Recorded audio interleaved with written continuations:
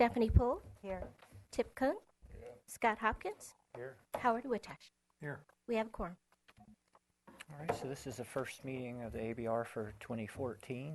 So our first order of business will be to elect a new chair and vice chair, or keep the same people in place. So the way we usually do this is to take nominations from the board, and then if we have more than one nominee for a position, we can do a written ballot vote rather than a voice vote. If we only have one nominee for a position, then we could just do a voice vote. So do we have any nominees for chair? No, I nominate that we keep the same. Okay. I nominate Paul Zink, chair. Okay. I'll second that. Any other nominees for chair? I nominate the same. Okay. Kirk Gradine for Okay. Well, vice chair. Do you want me to chair again? let's take a vote then for all in favor of Paul Zink for chair for 2014. Aye. Aye. Okay. And Mr. Zink, we can turn it over to you to run the All right. appointment for vice chair. We have nominations for vice chair. Kirk Stephanie? Gradine. And a second? Second. Second by Howard. Any other discussion? Call for a vote. All in favor for Kurt being vice chair? Aye. Aye. Aye. All right. Opposed? Motion carries. Congrats. I plan on being on vacation way. like 3/4 of the year. Put your hand down. Mr. Chair, we have some other appointments for the calendar year for subcommittees. If we want to address that now, we can take care of that. Okay. The most important one is ABR consent. And currently Stephanie Poole did today. And Stephanie and Kurt, are you willing to continue, or do you want to move on to another committee? You mean one that doesn't? You mean one that doesn't meet? Once a year. All right. No, I'm kidding. I'm fine. I'm fine too. Okay, cool. And then between the two of you, you'll work We'll out rotate. a one We'll- rotating yeah, schedule. rotate it out. Okay. So that stays sounds the good. same. ABR consent for landscape review. I think there's only one person we can nominate for that. Me. Yeah. Somehow, I don't think you have to be at every single meeting if they can sort of dovetail it, or they can have you. Just where the Just landscape come in concerns are. Yeah, Yeah. for the items that pertain to landscape. So staff will work with you on coordinating that. So it's Okay. not every single Monday. And that should be clear, or else we'll burn you out too darn early. Sounds good. Okay. Sign committee. We have Howard Wittosh, and we have a vacancy. Does anyone have an interest in learning about the sign committee? And then, How often does it meet? good question. We meet as needed. There's something called conforming sign review, and a lot of the more minor applications are handled at that, which doesn't involve a formal meeting agenda or anything. But then we have the sign committee that meets on the consent calendar with 2 members Is it required. about once a month, or not even once a month? It's probably been averaging once a month. Okay. It's scheduled for every 2 weeks, so if we don't have a meeting, we do a notice of cancellation because it is a regular every other week meeting, but oftentimes we cancel them. Howard, are you interested in staying on the signs? Yes. Are you interested in learning about them? So it's once a month for how long? Well, the Forever. commitment would be Till you die. every 2 weeks, technically, but it No, but just, how long does the meeting last? usually between an hour and a half an hour. Hour and a half an It hour. starts at 2 o'clock on the same day as an ABR meeting, so you need to be done by 3. I see. And it's It can be challenging. Well, it's challenging. It can be. What the hell? It's subjective, so it's important. All right. Do we need a vote on this, or just sort of we have his voice on video? Okay, good. Move on to the 101, Highway 101 Joint Subcommittee. This is a committee that is involving with landmarks as well as ABR for the improvements on the 101 freeway.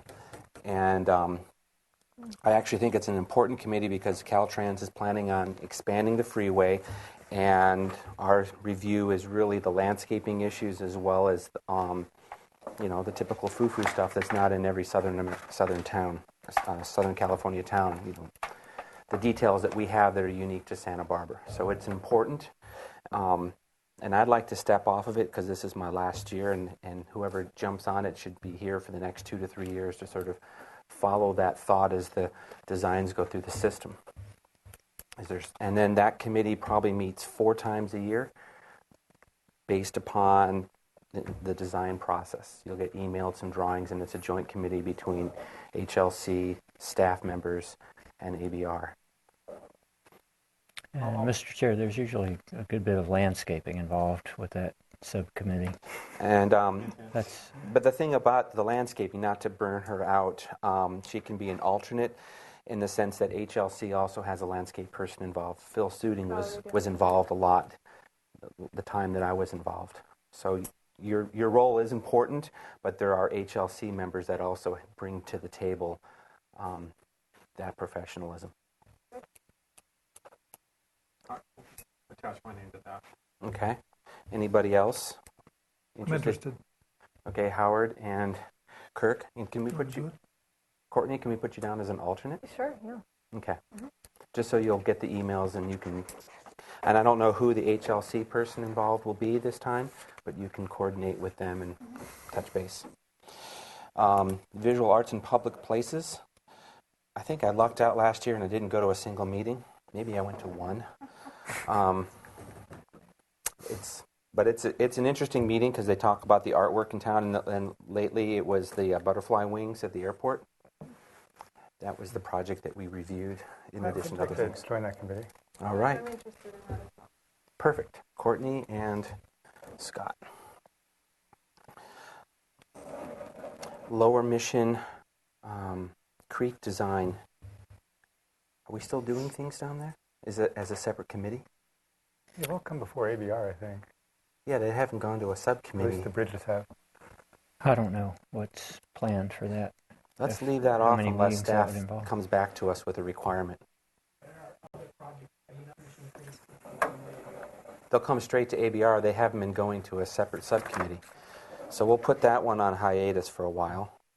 And architectural details, we didn't do anything last year, did we? I was on that last year, and it was zero work. Then stay on it. Or Tip, do you want to be on that one? No. I'm not sure. That really hasn't been treated like a standing subcommittee. That's more of an ad hoc subcommittee. And Lower Mission Creek could be considered to be ad hoc too, I think. Okay. So let's just put those two as ad hocs. And the Design Awards Joint Subcommittee, Stephanie and Kirk, you were on that, and you did meet. Mm-hmm. You willing That's to? great fun. I'll do that again. You'll do that again? Great. There's no change. And then the Next G Microcell, that's an ad hoc. Do we still need that committee? Are there any cell site stuff happening? Again, they've all come straight to ABR. For next G. Okay. So we'll just we sort can of put that let together that one if we expire. All right. Okay. All I can say is, Tip, you've been really quiet over there. Remember that? Next year. Next year it is. Okay, we are on to item C, which is public comment. Any member of the public wishing to address the board on an item not on today's agenda? Seeing none, I'll close that and move to item D, which is the approval of the minutes. We'll start with Monday, December 9th. Do we have a first and a second for that? First by Stephanie, second by Kirk. Anything before item 1? Item 1. Going on to item 2. Item 3. Item 4. December 9th, it's the Monday. Okay, Mr. Chair, I have a comment on item 4. Okay. Under the motion number 2, I just want to add, since I made this motion, this has been a while, but what I recall is that it should read something like, due to severe site limitations, the proposed front lift is acceptable, and then go on with the rest of it. It was an extreme site. Yeah, so due to severe site limitations, and then the proposed. Okay. Where is that one? Number 2 under the motion, item 4. Item 4. It's on page 6. And Scott, you were the second. Does that sound reasonable? Mm-hmm. Okay. Anything else for item 4? Moving on to item 5. And item 6. And that was the last item for that meeting. So any other discussion? Call for vote for the minutes as amended. All in favor? Aye. Aye. Opposed? Abstentions? That would be me. That would be you. All right. One abstention. Moving on to the special meeting that we had on Tuesday, December 17th, approval of the minutes. Is there someone who wants to first and second that? Second. Well, I wasn't here. You I'm weren't gonna- here, I'm sorry. Howard, can I draft you? Do you want to Yes. second the minutes? I'll second the minutes. Alrighty. Anything before item 1? Item 1 itself. Item 2. Item 3. I had one comment on item 3, and that was made by Howard Wittosh. It's the last page, page 5, item 1. The board found acceptable a more contemporary style of architectural design. How about Item 3, Oops. you said, Item 3. yes, Item 3, the first comment, yes, I wanted to change the word found to would. bond. Perfect. Would find. And I would also like to add to that, at the end of the sentence, that blends more with the natural surroundings, or that does not need to adhere to what's special. Either or, that was the gist of it. Mhm. And since the theme that was read, I just wanted to be very clear. I find that I have several issues with clarity. We can add both of those sentences Okay. to this thing. The board would find acceptable a more contemporary architectural design style, blending in with the natural surroundings, and the project does not necessarily have to be red tile with white plaster walls. Yeah. Okay. And then number 2, You were the first. That's a fine. I'm okay with that. Okay. Number 2. I'm not sure what the intent of the word. Courtney, whenever you hear that noise, it means your speaker's not on. I'm not sure of the intent of juxtaposition in that sentence. What was the intent of the person who? I understand that means just the positions of these and the relationship to the buildings, the tennis courts and the hillside.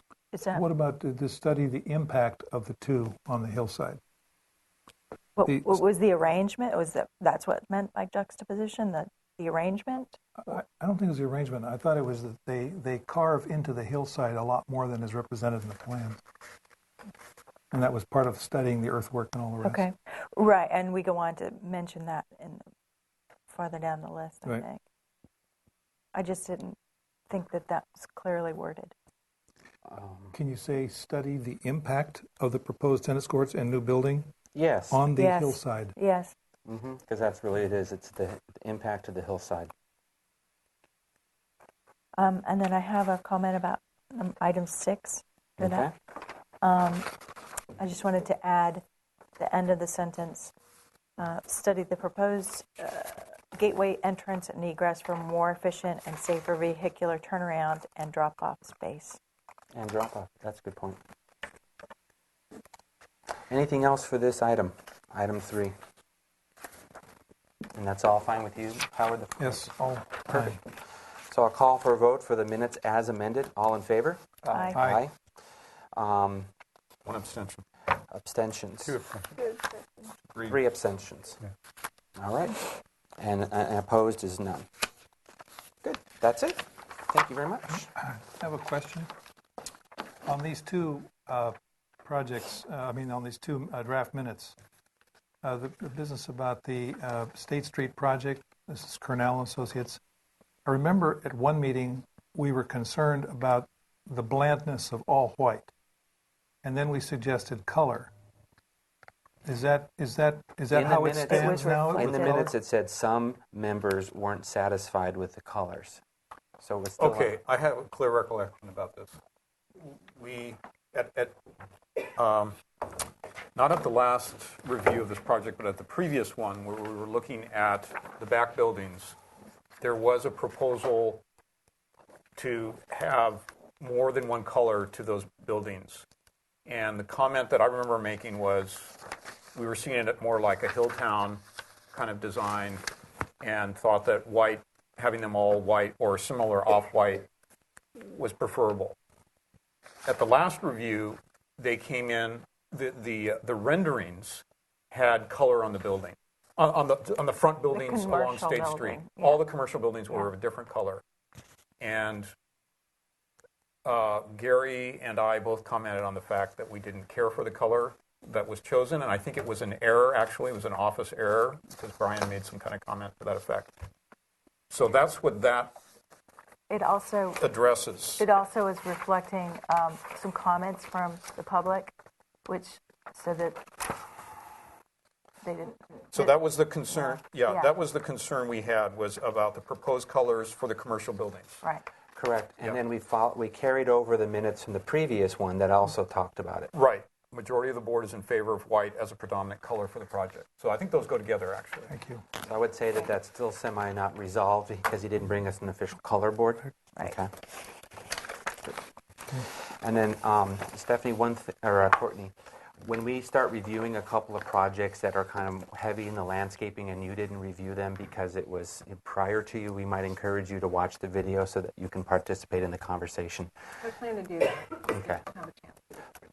Yeah, but some of them, like the Ealing's tennis court one, would be a good one because your input will be important. All right.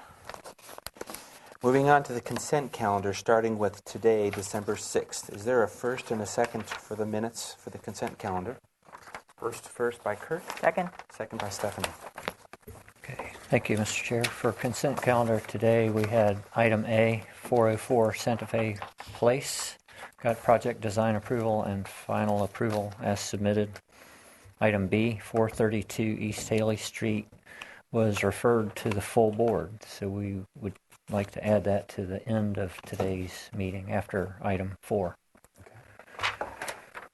Item C, 336 Anacapa Street, was continued 1 week.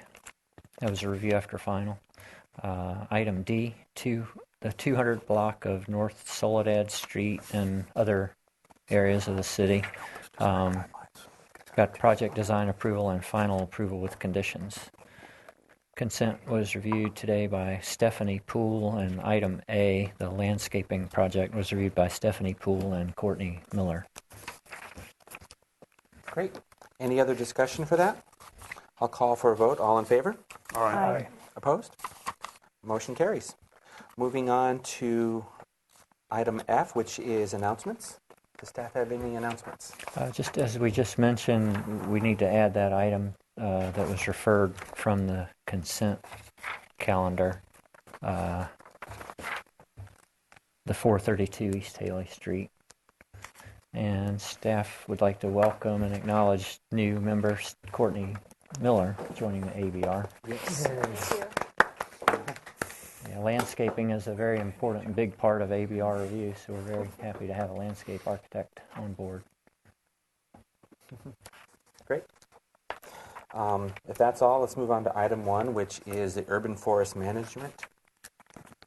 And we are ready, only 5 minutes behind schedule. Hi, thank you. My name is Mandy Burgess, a staff member assigned from the Parks and Recreation Department, assigned to the Urban Forest Management Plan project. Jill Zachary is the Assistant Director of Parks and Recreation and the project manager for this project. This was made available by a CAL FIRE grant. We began in June of 2012, so about 18 months of work, and we'd like to share that progress with you. We were presenting here April of 2013 to gather some input. It's been integrated into the plan, and we're back seeking more input from you. So again, we'll talk about how we developed the plan over the course of these past several months, the goals and objectives and actions that have been developed. Look at our priorities for implementation. Now that we have several actions, we can't implement them all at one time. We'd like to hear from you as a board on what your priorities are. The remaining schedule for this project going on to council, other boards and commissions. Again, looking for your comments, and then we'll ask that you recommend City Council adopt this plan. So when we just talk about the urban forest, we really talk about all the trees, both public and private. However, the plan actually focuses more on city-owned trees. And then we'll be working with our private land holdings through outreach and education programs. It's really a long-term roadmap for how we want to address management and maintenance of city trees. 30-plus year document. We've historically been guided by the Street Tree Master Plan. That's been around since '76. And so you can see the range in which a plan can live. And that plan does not address all the issues that are out there, and that's what this plan is here to do for us. It's the first of its kind. And again, it's to address some of the issues that are out there, infrastructure constraints, be it street, parkway, overhead utility lines, building signs, address maintenance and management. Community stewardship, we feel like our town is built on, our urban forest has been built on a lot of community stewardship, and we'd like to reinvigorate that legacy in a way that's manageable. And increase the city's investment in trees and urban landscaping. Not have it be an afterthought when we are going through a permitting process. Integrate it early into processes. So to begin this project, we completed a baseline assessment. We looked at various other cities that have done or have their own urban forest management plan to see what's out there and what folks are doing. We've looked at our city policies, and we also conducted a tree canopy assessment, and I'll talk a bit about that in a minute. We've established a technical advisory committee. This was several members, Planning Commission, Street Tree Advisory Commission, Parks and Rec Commission. We have a Southern California Edison staff member on, and others. We've been coordinating with other city departments, community development, fire, public works, and we've also gone out to the public. We've held several public workshops to gather input from the public's perspective. We conducted a tree survey, and we've been going around to board and commissions about 15 times now. And all this effort was to really gather what the key issues are out there from a variety of perspectives, use that information, and develop our plan to address those key issues. As I said, we did a tree canopy assessment. This is a baseline assessment looking at how much canopy is covering our paved surfaces, and we found about 25% of the city is covered by canopy. There's variation throughout town, as you might expect. Residential areas have more than our industrial areas, and even within residential areas, you might expect Lower East Side, West Side, lower canopy, San Roque, San Marcan, higher canopy. And what we intend to do, and what we've done in the plan, is we'll use this information to say, when we want to go and implement a tree planting program with our community, well, maybe that's where we start, in those areas where there's low canopy. So again, we've gone around various boards and commissions, the public, we've talked with staff, and to really hone what are the key issues out there. And this is what we've pretty much heard loud and proud from all aspects. Increase tree maintenance, address infrastructure conflicts. As many of you might know, there's a lot of unsightly trees out there. Southern California Edison has their directive to prune for safety. Doesn't mean that it's going to look pretty afterwards, but how do we work together with those kind of companies to make a better outcome? Plant more trees, protect and enhance tree diversity. We'll talk a little bit about this in a minute, but Santa Barbara has over 450 different trees. Nearly 100 of those are only found one time. When those start to leave us, There's no plan in place at this point to address that rich diversity that we have. Improve city practices and management, increase our communication internally, our coordination of projects, and then work with the public. The urban forest is primarily on public land, about 80%. So we'll definitely have to do a lot of outreach and communication and work with the public to address these issues too. So when we worked with our technical advisory committee, we came up with 4 overarching goals. Elevate the importance of the urban forest, continue Santa Barbara's horticultural legacy, promote a vibrant and healthy community through tree planting, foster awareness and appreciation of trees. And then our objectives and actions are really found within 3 main sections: tree resource management, city organization and policy, and community involvement. And when we think about tree resource management, it's really what are we doing to the trees or their in-the-ground environment to promote health and longevity in them. City organization and policy, how are we going to fund what we're trying to do? And again, increase our communication, our internal coordination of projects, partnerships, both nonprofits, schools, county, to really maximize all the resources that are out there. And again, working with the community. So these are the 7 objectives found under tree resource management: maintain trees to promote safety, health, and longevity, enhance street parkway conditions, optimize tree canopy, optimize age and species diversity, maximize the benefits of the urban forest, provide urban forest benefits in parks, and enhance our native trees. Really what we're talking about when we think of some of the actions, you maintain trees. We'd like to get out there and visit each tree more and maintain them better. Enhance street parkway growing conditions, where we can open up parkways, where there's a project that's already happening, and we see that there's a parkway that can be expanded or opened up so that the growth space of the tree is enhanced. If we can irrigate, if we can enhance the soil, those kind of actions are what we're talking about there. Optimizing tree canopy, where we can have larger canopy, let's do that, where it makes sense. And all of this is with the understanding of right tree, right place. We mentioned Highway 101 earlier. Let's get some plans out there so that we can start to have a selection of trees to pull from that work well along Highway 101 and protect some of our sensitive corridors and habitats out there. Maximizing the benefits of the urban forest. Trees give us a number of benefits. How can we plant for stormwater benefits or air pollution benefits? Enhancing or optimizing our age and species diversity. One of the actions and recommendations has been to, as I mentioned, we have many of our species are found only once, twice, 3 times. Well, what if we can work with other county agencies or public agencies and work with growers? Figure out that palette where, those the ones that aren't commercially available, but we know we all want, and work with some growers to see if they can propagate those and start to develop, these consortiums. Provide urban forest benefits in parks and enhance our native trees. Really what we're talking about here is when we look at a park-by-park basis, where it's native, keep it native, and enhance that if we can so that there's a variety of canopy for our wildlife, and to replace the trees that are dying out. And parks that are historically, have a large historic essence, let's keep that legacy going there too as well. But provide some context for how we're going to do this and really plan for the future. At this point, there's actually for the Urban Forest Program, there's no funding that goes towards park maintenance.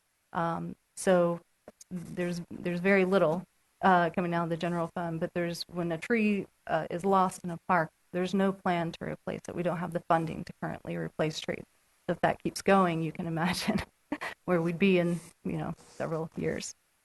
City organization and policy, 5 objectives here: enhance city investment in the health of the urban forest, improve interdepartmental communication and coordination, elevate urban forest objectives in city policy and land development, ensure ordinances support urban forest goals, and improve interagency coordination and partnerships. As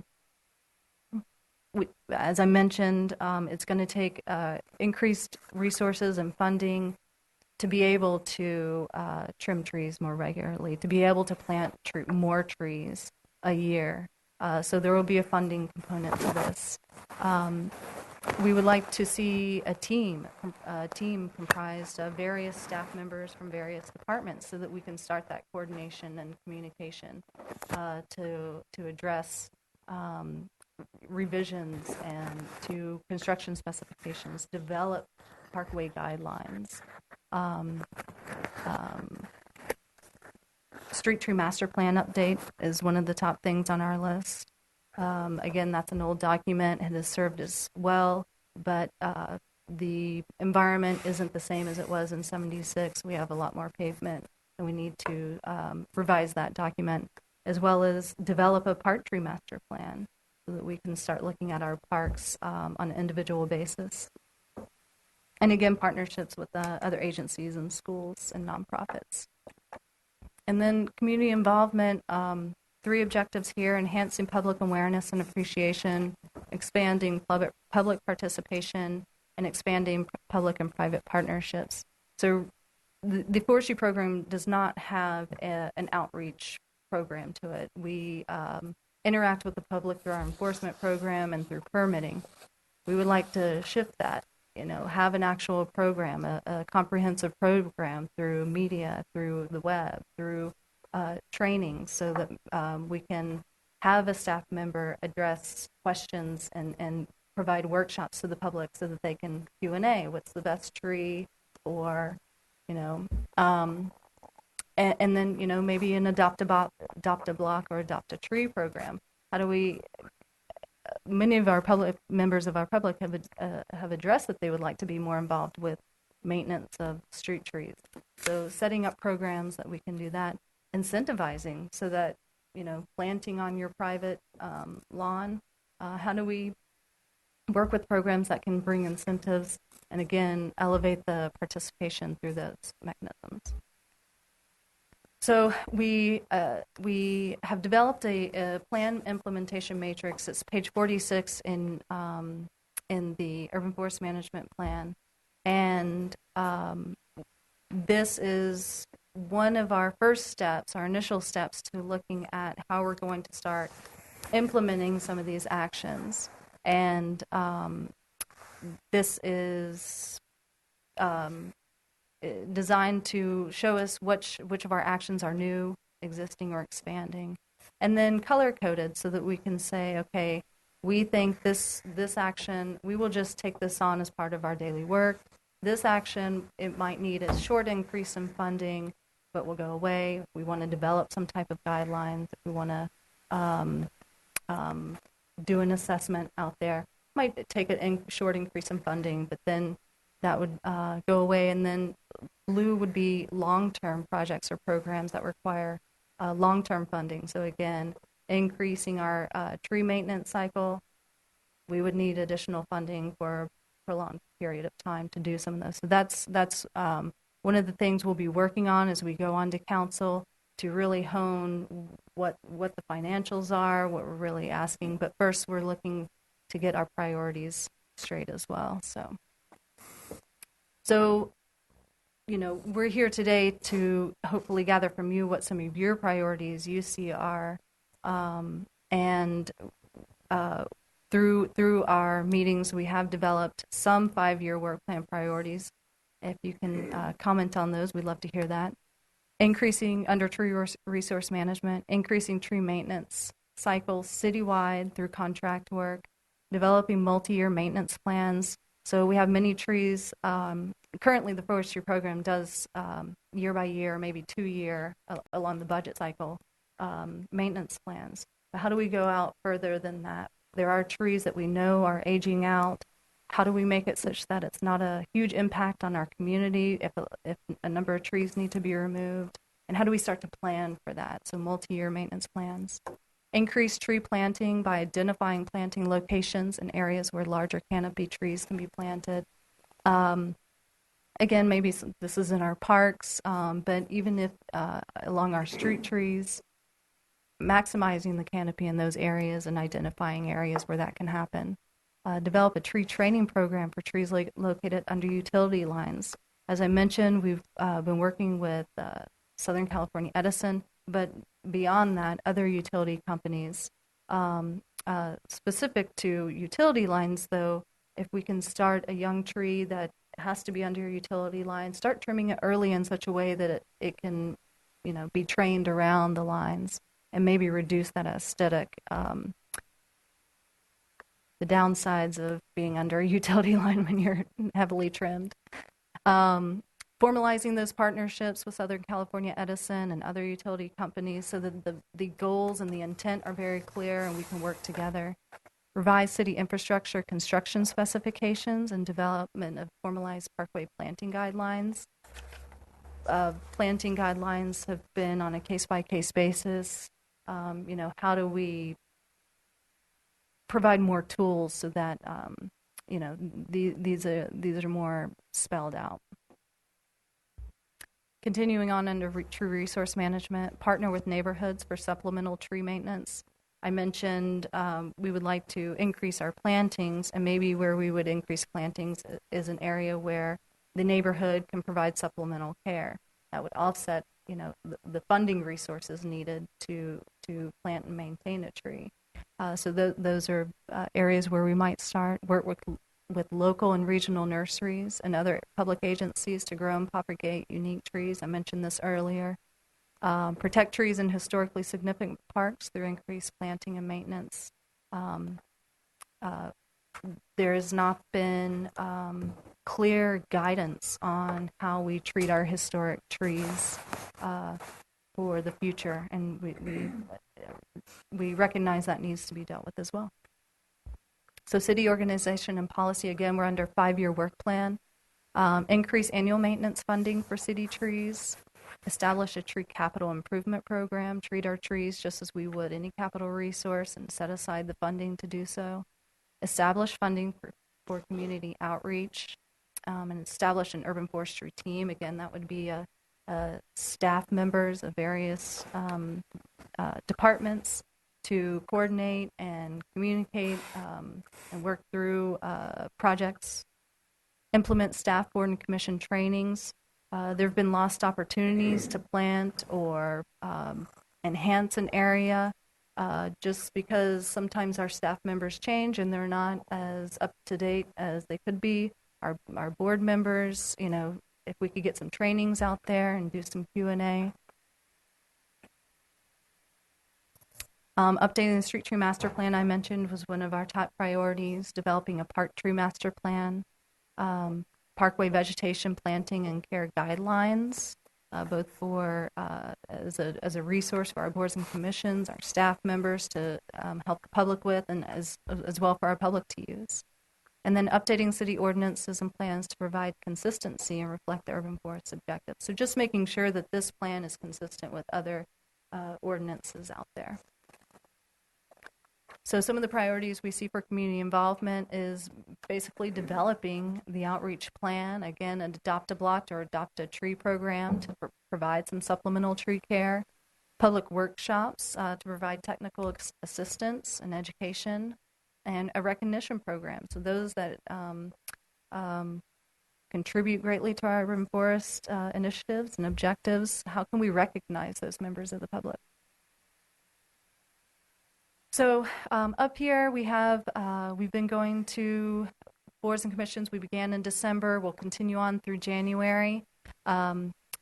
Questions or comments are being integrated into the plan and will be forwarded on to Planning Commission, Parks and Recreation Commission. We'll go on to City Council for adoption, Ordinance Committee, we're thinking February, and City Council in March. This plan for the grant needs to be wrapped up March 31st, so we are on a deadline with them. At this time, I'd love to hear any of your comments, and again, we would like you to recommend that City Council adopt this plan. Thank you. From the board members, are there any questions after hearing this? Howard?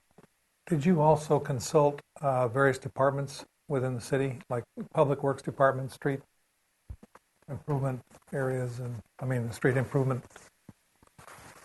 staff? Chair, members of the board, we had transportation, we had engineering, we had the streets division. Yes, Public Works has been very involved in all steps, from gathering those key issues and coming up with ways that we could maybe address them as well. So yes. And so their concerns usually are safety and reduced maintenance and so forth. And I'm somehow of the opinion that if we go down the path with, Public Works and transportation priorities, we will probably have very fewer trees and much less urban forest for financial reasons and just to general maintenance and so forth. Do you have any comment about that in terms of the goals of the urban forest and the goals of are there conflicting goals? Thank you for the comment, Chair, members of the board. Yes, so part of the plan is to address that there are conflicting goals and priorities out there. We've consulted everyone early on so that we can really know what the key issues are. We spent a lot of time doing that. Moving forward, I'm not sure if you had a chance to look at our objectives and our actions, but this would move forward as a city document with city council approval. And we would have to work as a team to make sure that we are, based on whatever the priorities are and whatever the funding is at that time, to address those priorities. This would be a citywide effort. Thank you. Anybody else? Kirk? I have a couple of questions. How does Santa Barbara compare in terms of the canopy to other cities of a similar size? We notice overall is 25%. Is that a high number or a low number? How does that? Thank you, Chair, members of the board. We are higher than LA, which I think is around 21. Seattle, 23. Lower than some areas in the northeast. Washington, some areas are up in the 30s. So maybe we're average. Yes, and actually we're doing quite well. If you wanted to compare it, we, of course, we did that level of work, but really this was for us to say just where is Santa Barbara? Mm-hmm. Another question. Seems like the protection of oaks has been a really critical policy. Land use policy that the city has had for a long time. Are there ideas out there to preserve other species types of a certain size, or has that been discussed at all? Okay, Chair, members of the board, the city does not have an oak policy. The county does have an oak policy. City doesn't have one? No, sir. Oh. Huh. And the plan does not call out any specific species of more protection or less. That said, there might be some trees that we know we don't need to plant anymore. For instance, a palm tree under a power line, those two don't mix, and we wouldn't plant it in certain areas anymore.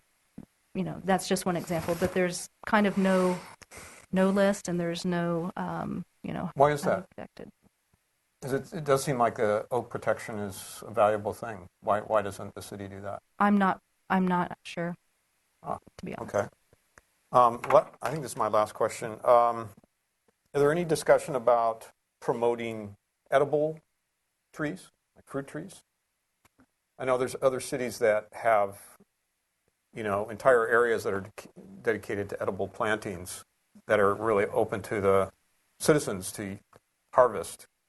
And I know there's at least one community garden that's on public land. I think the one on the Mesa, or is that donated land? I'm not sure, but where there's gardens being grown, vegetable gardens being grown that are consumed by the public. Any thought about that? Any discussion about that? Chair, members of the board, great question. To be honest, there hasn't been a lot of response to that. When I showed you kind of those key issues that have come up, it has mainly been an increased maintenance. Aesthetics are certainly valued. One of the largest complaints of trees is dropping of fruit and leaves.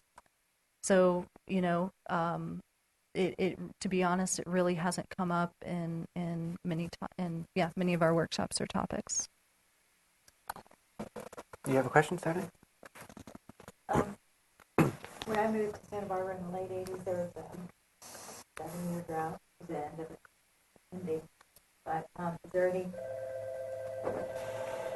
is there any information, or did you include in your study some sort of emergency plan for periods of drought for trees in the city?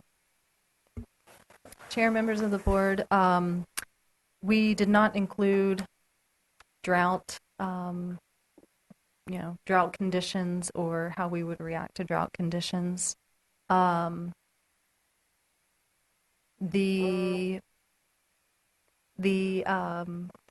intent is to place the right tree in the right place. So that's all I can say to that. But we did not include any specific irrigation for drought or high water years. I got a couple things just to go over if anybody else has any comments first. I do. I have some questions. Want to go first? To address the trees that are protected, the trees that are protected are the ones that are in the front yard setback. Is that correct? And that they require sort of, I don't say approval, but acknowledgement from the Parks and Recs that we can remove them and replace them with something else during the course of construction? Is that how that works? So, Chair, members of the board, there are regulations, Chapter 1524, that regulate the degree of pruning and the removal of trees in a front yard setback. And so any tree greater than 4-inch DBH would require a permit and go through the process to be removed. There's no regulations on planting. Now, you're putting together a new urban forest management project, or this plan that's going to go to the city council. Is there anything in there that talks about a replacement ratio for trees that are not in the front yard setback that are being removed as a suggestion or an ideal replacement ratio? Because what we're getting into with ABR is when we take 3 or 4 lots and we merge them together, the tree that's a nice specimen tree in the middle of the lot's in the way of the future building, because the building wants to be in the middle of the new lot of 3 lots. And so we struggle with, or the applicant proposes to replace that with 3 or 4 trees of a different type. Is there something in the document that kind of gives a baseline for what is sort of expected, or what the city would like to see as a replacement ratio for trees that are not protected, that are being removed in the during the course of new construction? Chair, members of the board, the forestry program currently tries to replace trees on a 2-to-1 basis. Regardless of the size? Not always. And many times that is on a case-by-case basis at that point. Okay. But that's on public land, not private land, is that right? Correct. Now, approved landscape plans have their own guidelines set to them. But yes, on public land, we try to plant twice as many as what we replace. And then when it comes to construction on parking lots, it's case-by-case basis, I believe. Okay. And last question. Sometimes when we remove trees, we get a tree report, and the tree report says the tree should be removed during this window due to birds being nesting and all that kind of stuff. Is that done on a case-by-case basis, or is there a pretty good general idea that trees should be removed during these months and not removed during these other months? And is it clearly indicated in this forest management plan? This plan does not address that question specifically.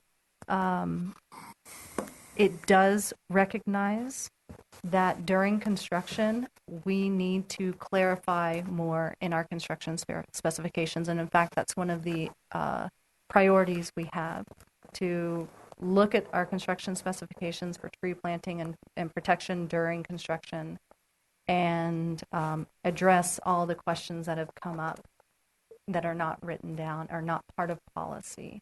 Okay. So the plan doesn't do that, but it recognizes that we need to do that work. Okay. That's all I have. Courtney? I just have a couple questions. Are there any lists as part of this plan, or is it just purely management? Lists in terms of desirable, undesirable, that kind of thing?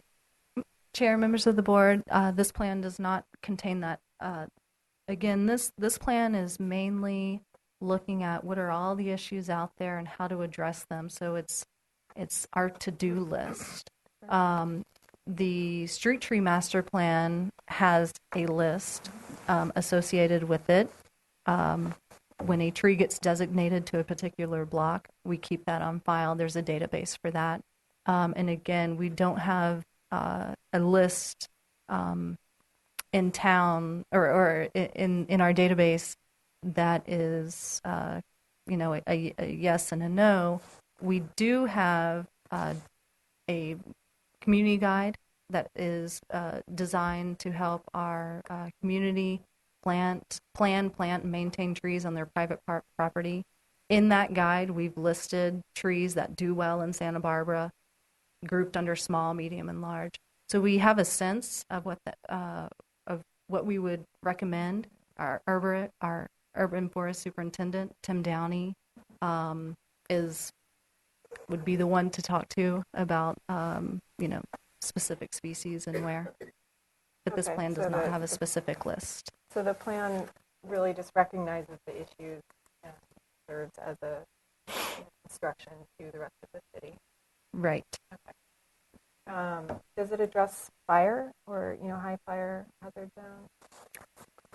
What we address is that we will work with fire in those areas, as we always have. Nothing will change there.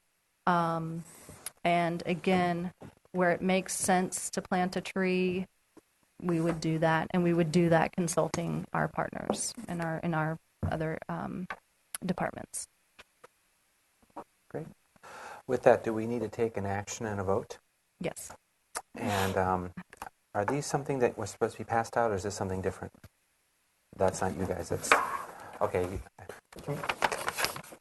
Before we vote, I was just wondering if we could, if any, in fact, I have one, a comment to make as a suggestion for amendment to what's going to the city. Yeah. Okay. I would just, I don't know if it'll go anywhere, but I think over the long term, over the long haul, it would be really fabulous if the city included as part of their forest management directive to identify areas or conditions or locations in which edible fruit-bearing trees could be located, and to have that be part of the city's intent is to when planting, replanting, or new plantings are being considered and the funding's available, to look at fruit trees as an option. Does anybody have any other comments? Any other additions? I have a comment. This comment has to do with maintaining diversity in the urban forest. And I'm concerned that, we started out 200 years ago with oaks and sycamores primarily, and a few pine trees. And over the years, other trees were introduced by foreigners who brought in trees that were compatible with this climate, but came from other places. And so then there's the competition between native landscaping and climate compatible landscaping and the historical landscaping. I'm concerned about maintaining the balance and not having trees that are aging out be replaced with trees that are somehow politically right and somehow losing this diversity and this of the historical landscape. This may not be an architectural ABR issue, but it would be something to be addressed in the policy that drives this whole thing. I think she actually made reference because there's some trees do? that only Right. 3 exist in town, and they're trying to look for a Right. grower to grow more of those so that we can encourage more of that planting. Am I correct Yeah. by that? Correct. Okay. Good. That's good. Just I'll make that comment. Okay. Anything else? With regard to Kirk's suggestion of the fruit trees, I wonder if there's many examples in other cities where that's really done successfully. But I could see it going kind of awry too, with just rotting fruit everywhere and Right. There are, you know what? I know there are some examples. I think Portland has a huge one, and there might be one in Seattle as well, where they've identified parkland as kind of an edible urban forest. So it's not only fruit-bearing trees, but other plants that are just naturally growing, more or less untended, but bearing fruit. And that there is some that goes to waste, but a lot of it gets harvested. So you know what? I'll see if I can find an example of that. That's actually a great idea. Okay, so we need to make a motion. Do you have a sample motion available for us?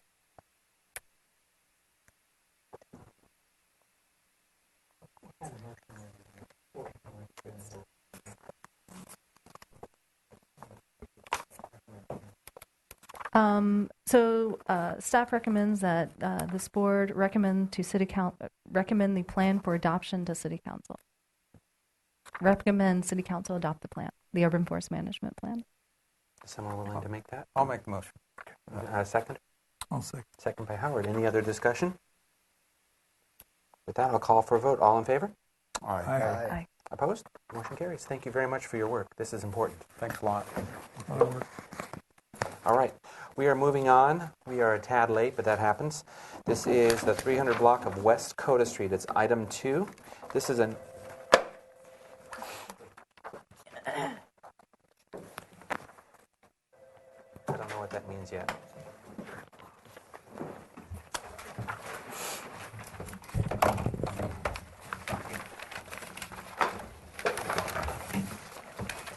We good to go?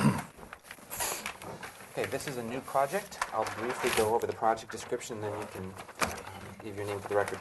This is phase 2 of the West Downtown Improvement Project, which includes to add... Oop. We're going to wait a minute.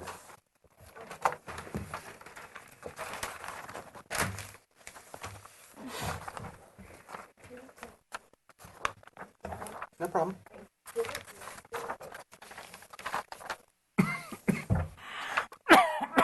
looks like it's up. Okay. We're good to go? Okay. New item, 300 west of Coda Street. This is to add 82 new street lamps with LED lights at various intersections in the lower west downtown neighborhood. And 67 of the light fixtures are in the ABR jurisdiction. Name for the record and your presentation. Shall we speak into the microphones? My name's Adam Hindle, Supervising Engineer in the Public Works Department. My name's Ken Young, Project Engineer in Public Works. And we're here before you today to discuss the second phase of the Lower West Downtown Lighting Project. The first phase of this lighting project was on Haley Street and below. It was completed last year. This project was funded by the Redevelopment Agency. This second phase, there are some bond proceeds remaining that the successor agency has, and so this second phase would be funded by that source. Other projects that have been completed in this area was the Ortega Street pedestrian improvements, where we put fixtures on Ortega Street. And so we're here before you today to bring forward this second phase of the lighting project. You'll see on this map, the area in yellow is in the ABR jurisdiction. We also have plans to go before the HLC. And so this, we got a lot of positive feedback from the first phase, improving lighting for safety and crime in that lower west downtown neighborhood. And Ken is going to go over some of the details about the locations and the fixture types. Okay. We're mainly doing this on Coda Street and the 500 and 600 block of De La Vina, Castillo, Bath, and Bradbury. And we're going to do the pedestrian lights are in blue, and they're about 75 to 100 feet apart. And we have a mid block, which is a larger light, which is on in the mid blocks, and then we have the intersection light, which is a little bit larger. The difference between the mid block and the intersection light is the way it's facing and also the brightness of it. They're a little bit brighter for the intersection light because we need a little bit more light to illuminate the intersection. And here is an aerial of through our MAPS program of an aerial of 2012 and where the approximate locations of these lights are going to go. Do you have the photos? And we have photos that I have submitted. I don't think. Well, if we have questions, we'll ask for the photos from staff. Okay. So we have we have 82 lights that are going in on the ABR, and we are also doing Bradbury as well. So we'd like to have approval to go ahead with this concept and design. We need to purchase the poles for this project, and a lot of the people have been excited about it being lit up in this area. We do have some photos somewhere floating around. If you don't mind, I can just go over a couple things. Yes. These 3 light fixtures are already the city standards. That's correct. And we have the pedestrian size light fixture, which is a little bit shorter, and like you said, the mid block one, which is taller, but it's 1 per mid block, and then the intersection light. But this is basically the city standard that's being used throughout the entire area. Yeah, Chair, it's Victorian fluted concrete poles with the Domus Malaga green fixtures. We did have some photos that just show the lights in the neighborhood, both from the first phase. It shows the LEDs lit at night, as well as during the day, just what the lights look like in that neighborhood. Okay. Well, that was a good presentation. Let's see if we have any questions, and we'll move on from there. So I'm going to open up public comment. Is there anyone from the public wishing to speak to the ABR about this project? Kathy, were there any letters submitted? One public comment on. Thank you very much. So with that, I'll return it back to the board for questions of the applicant. Any questions? So my question is, these are new poles or replacement of existing poles? There's 2 conditions. These are new poles that we're asking to put in. There are locations where SCE has put in a pedestrian light at various locations, and those will be removed when these lights go in. Those are sporadic throughout this downtown area. They are not in any particular location. Those lights are put in as a request by the homeowners. I located 1 on Dibley Street. And a couple on Coda Street, but they don't light up the area as they should. So I assume that you notify the homeowners. Pretty much everyone knows about the plans. Yes. Do any of the poles throw light into people's windows and things like that? No, they're designed to illuminate just the particular sidewalk, and they don't go too far beyond that. We had illumination picture. Unfortunately, it's not here. So I've seen some of these new LEDs at my neighborhood, and they really do just shoot it down. The light just goes down, it doesn't flood. They're really nice. Great. One other question. Was there any attempt made to kind of align things directly across the street or stagger them in an even way? There's some of that, but it looks a little haphazard. And is that something you think your eye's going to catch in the street? We've had them throughout this. They are a little bit offset. They're going to be dictated by a little bit of driveways and existing trees. We have to go around there, so there is a little bit of leeway, maybe 5 feet this way or 7 feet this way, and that will depend on the underground utilities, trees, and obstructions with driveways. There's a lot of natural constraints, and this is your best effort to kind of harmonize it. Yeah. Okay. So the mid-height one is is for mid-block. Is that what you said? Yeah, actually, the intersection light and the mid-block are exactly the same size. They're Oh. two different light bulbs. Yeah, they're two different light bulbs. Okay. So one's 75 watt or 65 watt LED on the intersection, and the 40 watt is in the mid-block. Why more light at the mid-block? Less light at the less mid-block. Less light. There's less light at the mid-block because you're close to two pedestrian lights already. Well, I know it's less light than the intersection, but more light than the smaller lower ones. It's actually a little bit taller too. The height of the pole's higher. The mid-block and pedestrian have the same They're the size same bulb. size. Okay. Same Okay. wattage. So why do that? Why less light then at mid-block? Why not just repeat the same size throughout the block? That's a good question, and I don't know. It seems like there's something charming in that, Yeah. and seeing having rather than going up and down. Chair, members of the board, the illumination standards for intersections are different than during the street, primarily because of traffic movements at intersections needing more visibility to see pedestrians crossing the street. Right. Well, no, I can see the intersection issue making sense, but what I don't understand is why we're going taller at a mid-block, and why not have just one height on a block length until you get to the intersection, then you have the taller one. The light, in order to illuminate the street, to get the lumens to go out over the street, it needs to be higher up. So whereas with the pedestrian lights that you've seen, they spot pretty much straight down, and the pedestrian lights aren't intended to illuminate the entire sidewalk the full length. But what it does, if you stand on Haley Street today, which has all these new LEDs, you can see shadows because every once in a while it has a little spotlight. So whereas the mid-block light is really more intended to illuminate the whole street, and so it needs to be higher up in the air to do that. So the intersection and the mid-blocks are the same height, slightly different wattages, and then the pedestrian lights are lower. Are there existing lights that are lighting the street now that you're removing, that you're replacing, that you need those tall mid-lights? Yeah, Chair, members of the board, as Mr. Young had said, this neighborhood has Edison Cobra headlights, primarily on existing street poles. And those would be, when we're done with this project, we'll request Edison remove those. But they're sporadic in nature. They don't have, primarily for the pedestrian safety, they don't have nearly as much illumination as this proposed system does. Also, there aren't, the pedestrian size light fixtures don't currently exist. Only the mid-block ones do. Right. So what this project is providing is the pedestrian scale light fixtures. That's all new. Mm-hmm. That's correct.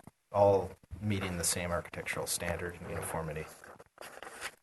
One other question. All the wiring goes inside. Those are hollow tubes, right? Is that correct? That's correct. The Amaron poles on this project, they have inside the concrete, there's place for the wiring to come in. The reason I'm asking is I'm just wondering if there's any effort to think about incorporating futures like antenna cells, wireless cells within the pole itself, so the wiring could go within the pole and be used as a cell site. I mean, these seems like, especially those mid-block ones, that you could just with small appendage at the top. If the wiring was inside, it would be almost, a non. I can't believe you're revising that. Well, I'm just thinking as an alternative, to these, because we see proposals all the time of trying to add cell sites either to buildings or to telephone poles, and part of the unsightliness of it is all the stuff that goes up the pole, the boxes on the pole itself. If there was some way, and I know this would, require lots of study, and it's probably not at all part of what you're supposed to do here, but I'm just wondering about it. I think to answer that question, we'd need to look at the space available in the poles for wiring and talk to some of the utility companies that might be coming to the city proposing that. I think it might be more, something like that might be more specific to one particular pole as opposed to, I can't envision all of these poles exactly. So I would envision that if we did get a request for something like that, the city could look for ways to require that wire be inside the pole. can we make this project compatible with that? That I'm not sure about. See, you can see how it would be much more trouble to add it after the fact. They can actually physically replace that whole light fixture with a new one that's retrofitted for all that stuff, and then take that one that was there and move it elsewhere in town. That's right. These poles are fairly interchangeable. We pour the footings and construct all the conduit runs. That's a significant cost and effort in construction. Placing the pole, it's something you buy and then you place it on the bolt. So if there was something available, it could be modified with a new pole at a later date for in the thousands of dollars. Paid for by the cell site company. Mm-hmm. Okay. Anything else, or are we ready for a motion? Well, I have a question. I'm trying to understand this mid-block higher pole. Is that to provide some level of lumens per square foot that meets some code, urban nighttime lighting code, safety code? I understand about the intersections, like Kirk was saying, but I just like to understand, why does this have to pop up in the middle of the block? Yeah, it's to meet illumination standards with the length of the block. In order to light up the street, you have to have a mid-block light placed there. Otherwise, that portion of the street would be quite dark. The pedestrian lights don't illuminate the street, so it's just to meet lumen standards. Where In do the those street. standards come In from? the street. In the street. Which standards did you use? Yeah, which standards are those? Is it a Caltrans thing, or is that? The standards come from the outdoor lighting, approved by ABR in 2003. What was the outdoor lighting? It was the lighting subcommittee. Lighting subcommittee. Paul Zing, that is. Yeah, I wasn't there. It was Sherry. I can't pull out her last name. Dawn Sherry. Dawn Sherry, correct. So that's something we created and adopted. Yes. That mid-blocks need to be illuminated? It was a collection of city staff members and probably HLC and Streets. ABR members, and that came up with the city standard for outdoor light fixtures. And that is now what they are repeating throughout town, the decisions that were made in 2002. Also, just to repeat what I heard, is that without that higher light, you get pockets of light illuminating the sidewalk, basically, in small areas of the street, but then you get shadowed areas as well. And so this is an effort to provide more general, lower level, but general illumination on the street. Mid-block. Yeah. Which is why these subcommittees are so darn important about 5 years from now. Okay, with that, is there any other discussions? Is the LED, is it a cool or warm tone? I haven't seen any of these installed. No. The general, it's a white light. It's white. And so, but it is more of a spotlight. It doesn't, the high pressure sodium lights Yellow. is more yellow and tends to disperse more. So I think it would be a more cooler color. The city of Galetta's got oodles of these things. And you're driving through and you have a certain memory, and then all of a sudden you've got these brighter lights now that have come out of nowhere. And then you look at it, the light fixture is the same light fixture, there's a different lamping in there. But it's a more intense little spotlight kind of thing. Yeah. Glare bomb when you look at it. It's not as soft, but they're more energy efficient. That's correct. And they're white light. Correct. White and bright. Anything else? We need to have someone formulate a motion. Is this going to be for, do we have any comments? We can make it for, preliminary with the following comments, or we can make it final and move the project forward. We haven't formally done comments yet. Oh, I'm sorry. Let's go to comments. That was just comments.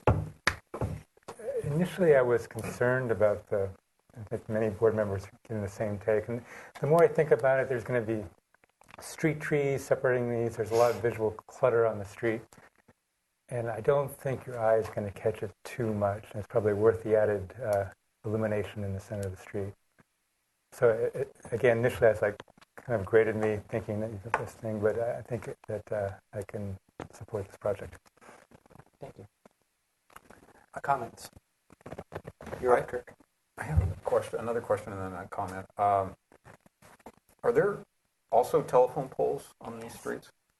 Chair, members of the board, yes, there are existing utility poles on these streets in this neighborhood.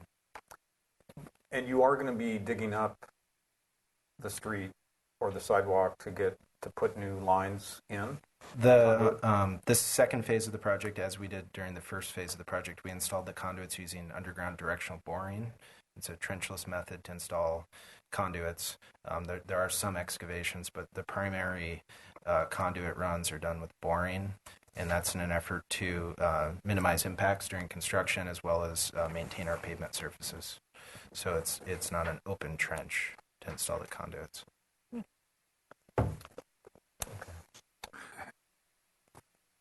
Comments? Did you have I a was comment? hoping he would continue with this. Well, I just, again, it just occurred to me, there's this huge effort on the Mesa that along Cliff Drive to underground the telephone poles, which is just, it's one of the biggest eyesores in the city is telephone poles. And if there was some way while this work was going on to incorporate that would be a tremendous benefit to this area. So I'll throw that out there as a comment.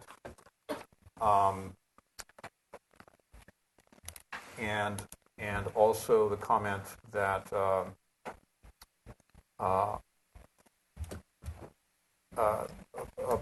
utility companies wanting to install microcells be notified, and perhaps one or two of the taller poles be identified as one to potentially could be used as a cell site.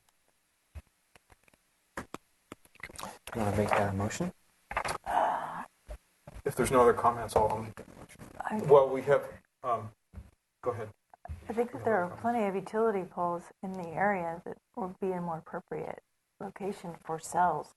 Well, I'd like to see the utility poles come down. Unless that's what I'm thinking. I'd like to see the utility poles come down eventually.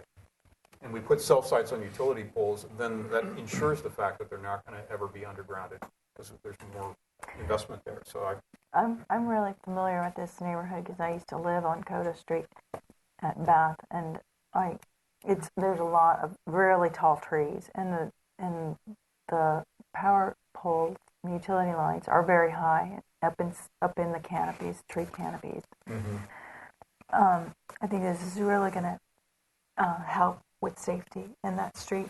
It's really dark and very dangerous neighborhood, and I'm not in favor of incorporating any kind of cell sites as they exist today in their design into these utility poles. Aesthetically, it would not be appropriate for the downtown. If there's some light poles. No, if there was some sort of new generation of cellular antennas that was virtually invisible or a very thin spire, then perhaps, but as they exist today in their design, no. So you don't want to see I don't want to see them microcells attached to the light poles? No. I think he's just talking about a future thing as a possibility, and if somebody was wanting to put some kind of microcell site up here, it would be a new application in front of us, and they probably would replace the entire pole. When they replace the pole, they'll redo the wiring on the inside. But we actually did see a couple of vertical cell sites that were kind of like a Q-tip on top, and it didn't get good positive response because it looked too much out of, Orson Welles look, but who knows what they'll come up with in the future. But this is, it's a good idea because you do have this vertical shaft and you do have this appendage that you can put up there, but that's another whole discussion for another application. Right. Yeah. So I think we should just sort of focus on the project at hand and mention to him that there's these opportunities. If the city wants to turn this into a cell site, they can rent that little space out, and that's another application. Right. It's not part of the motion. Those are just comments. Comments, and it's a great comment too to support the city in undergrounding. People all around town comment about how beautiful Cliff Drive is, and when are you going to do my street? Not my personally street, but the people that talk to me saying, when are you going to do my neighborhood? And it's just like... And Chair, that is one of the comments during phase one that we received from the public when we put the lights in. They asked about the existing Cobra heads and when those were going to come out, and we informed them Edison would take them down and described to them the process for undergrounding districts such as Cliff Drive. And this is moving us in that direction with providing city streetlights. Without these city streetlights, there has to be poles, and so this is just one step in that effort to move underground. Okay, so I'll make a motion for final approval as submitted with the following comments that, and number one, that the board is very appreciative of the city's efforts to provide lighting in this area, much needed lighting, and using a design concept that has already been found to be acceptable for the downtown area.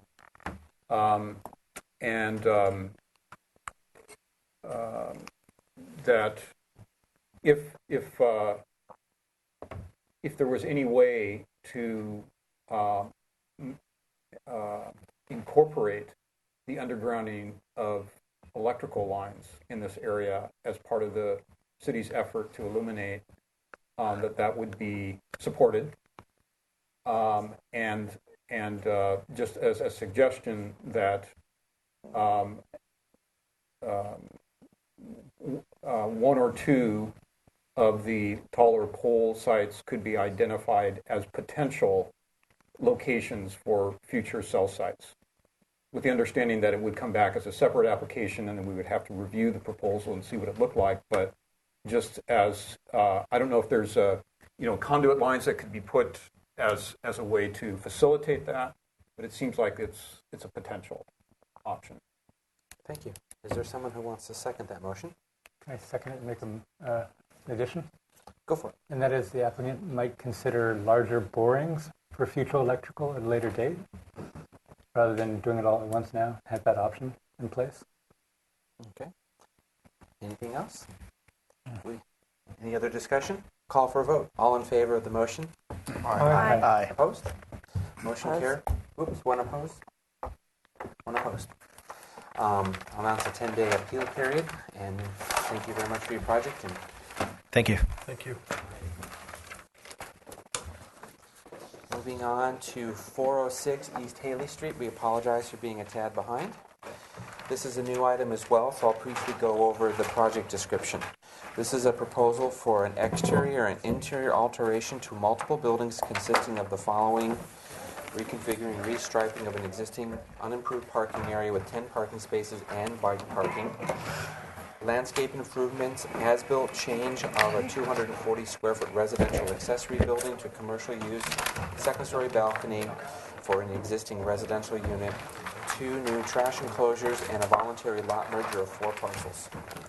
Also proposed is work in the public right-of-way to include a new sidewalk and parkway on Laguna Street, new street trees, and a new curb cut on East Haley Street. Great.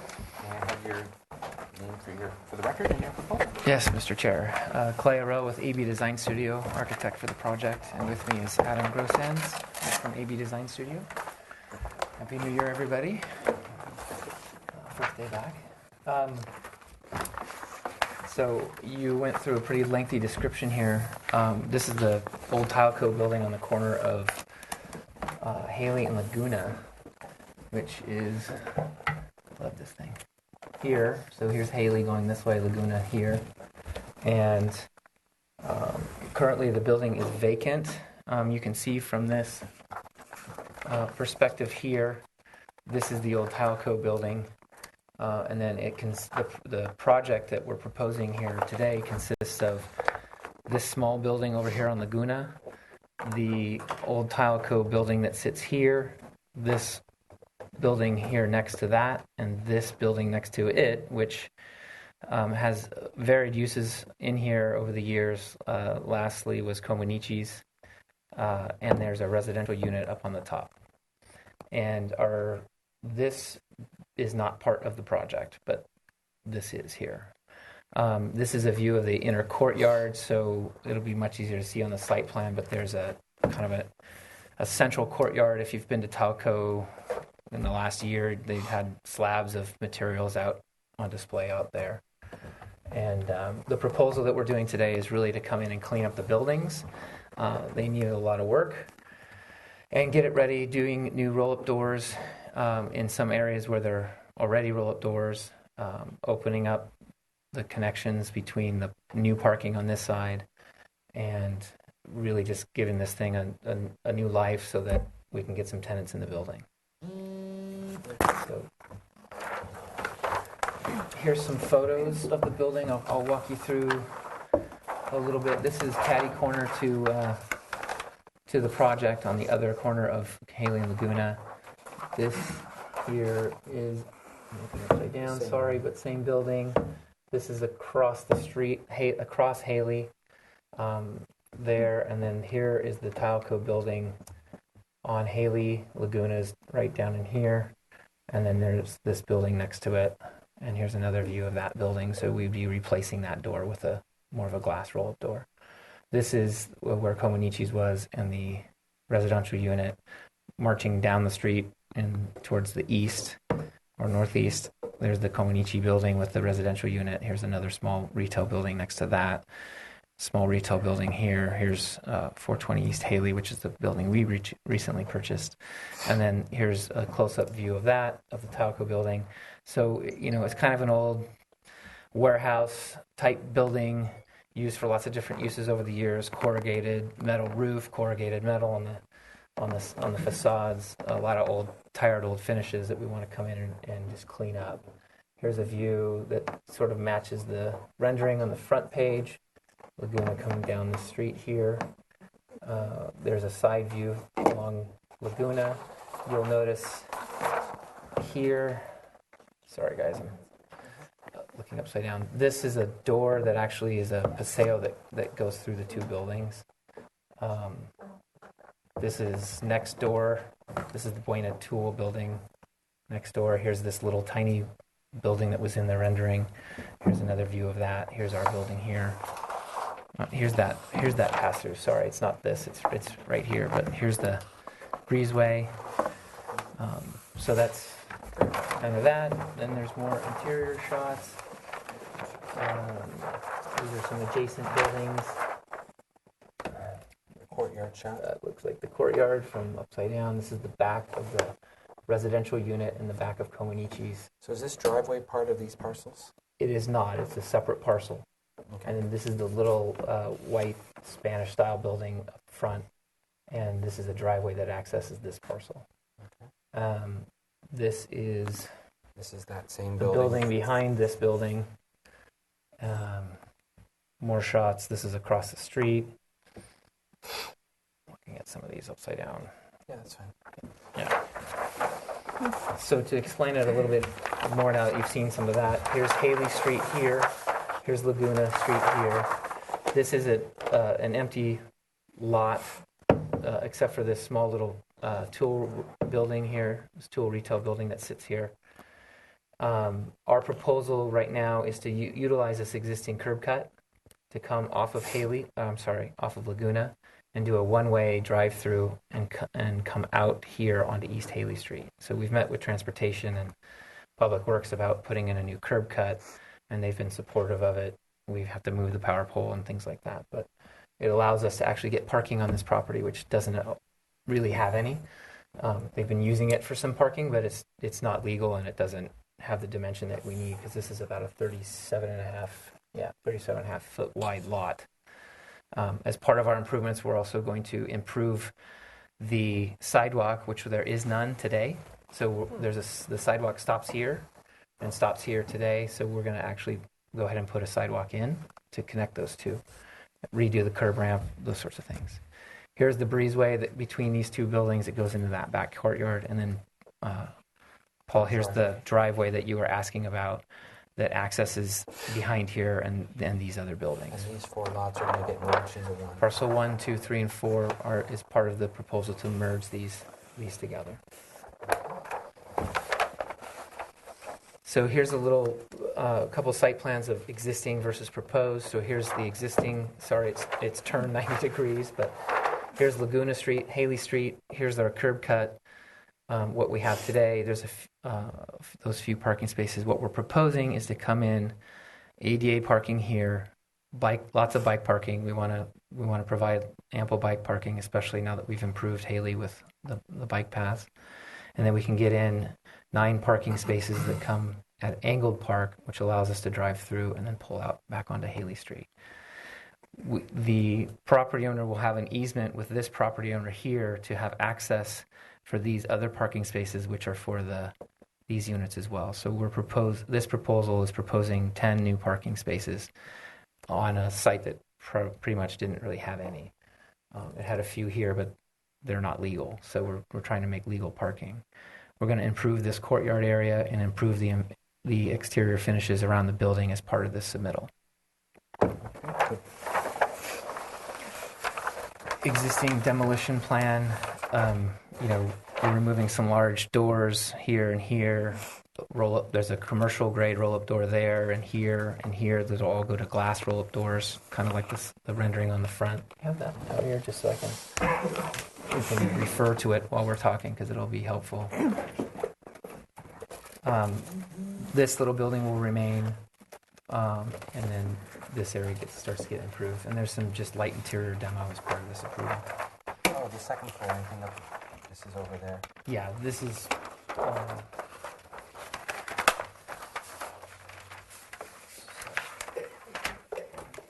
Sorry, guys. Yeah, so this rendering is looking from here, looking down into the courtyard this way. So these two doors are these two doors here. Sorry for the TV. These two doors here are actually those two doors. And then we would put new doors along here, which you'll see on the next page.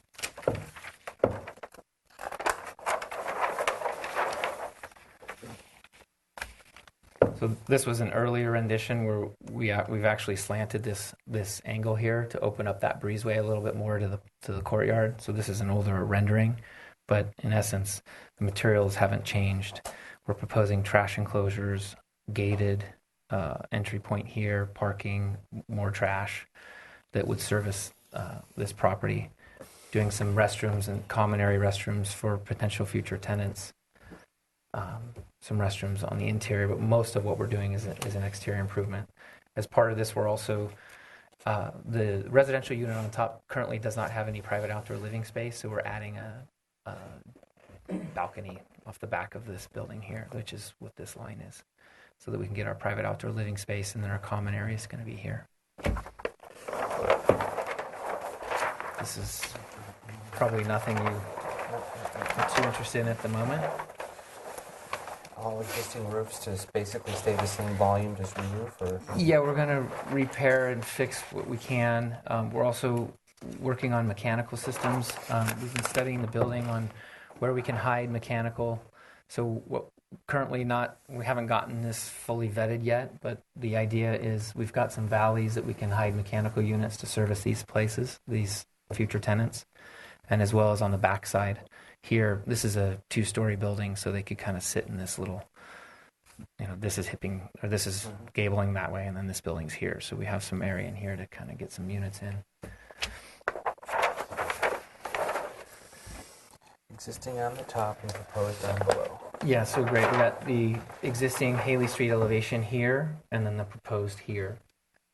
So what we're really doing is replacing some of the fenestrations, cleaning it up, getting access doors. Here's a little metal awning over the entryway. This was an old doorway that was filled in. We're going to open it back up. This is a new roll-up door that'll replace the old commercial slatted steel door. On this side, we're just kind of cleaning this up a little bit, putting some divided light windows in, leaving this open for now because we don't really know what may happen in terms of a tenant. On where are we now here? Laguna Street. This faces that parking lot Okay, you're great. making.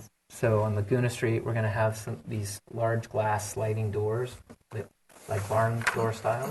So we'll open up like this, and they'll close off that breezeway. So we'll have one that closes off the breezeway, slides like this. Yeah.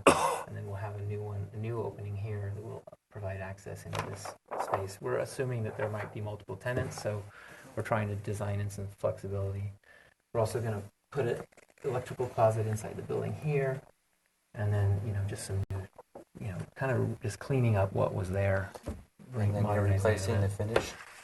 Yeah, so this is going to more of an antique, like a rustic wood vertical siding over the corrugated metal, because this is pretty tired today, so we're going to give it a new look. These are more internal ones, and internal shot. This is actually rear, so there's a building here that we're not going to really see. So you won't really see this elevation. There's the little building on Laguna Street. Not much, just minor cleanup to that building. And then here's some through the breezeway courtyard elevations. So there's roll-up doors. We're going to change it. And we're going to create smaller little potential tenant spaces with restrooms and things like that are going there. And then this is more of a commercial door for storage in this back building. And that's this side that you're looking at here.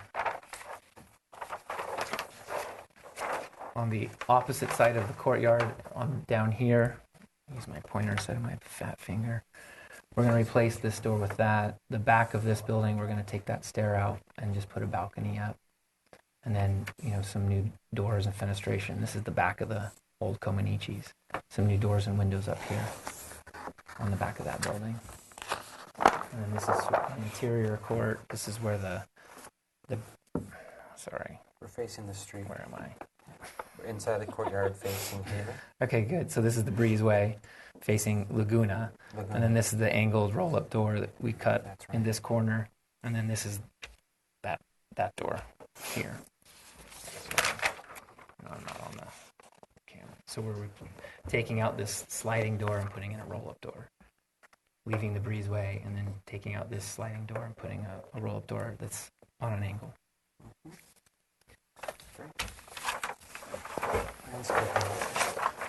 So we also have a conceptual landscape plan.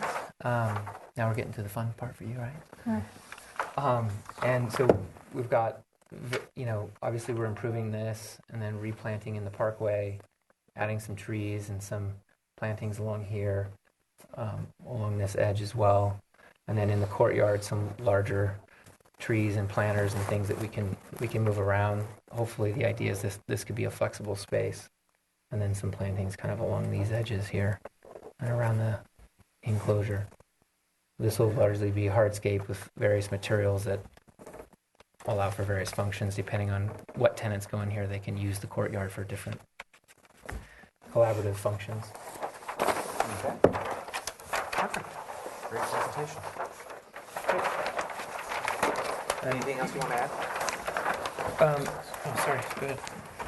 You can pass those around if you want. These were just some inspirational images of some of the materials that we're finding out there.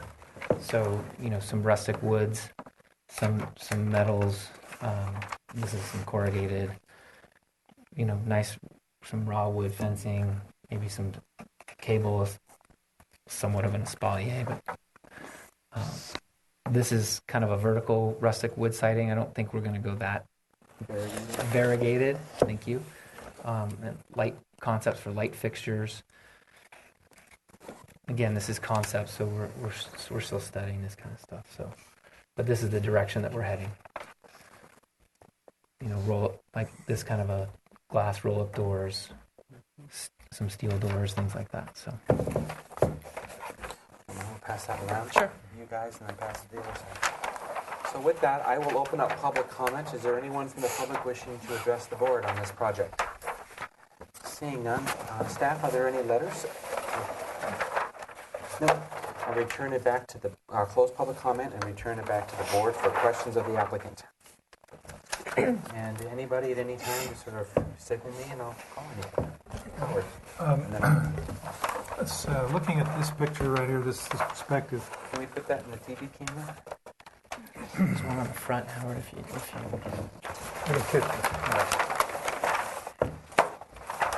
Thank you. I just want to understand the existing and the proposed materials. So these two buildings that are on the corner are presently corrugated metal, and they're going to be clad with another type of metal siding? Actually, we're proposing a vertical wood plank, like a rustic wood plank. Vertical plank. Yep. And so the green building next to that is stucco?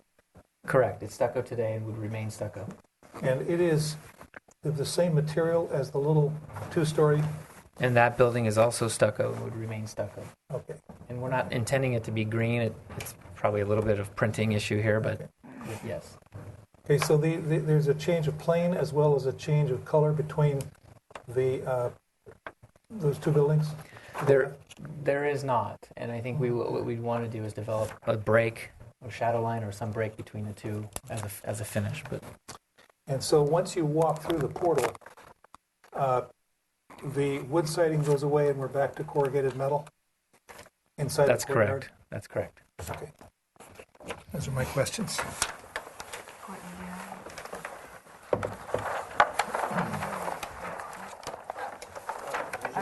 Clay, is there a precedent for the kind of wood siding you're proposing anywhere nearby or in Haley? I know I've seen some buildings in Montecito that the Upper Village that use that.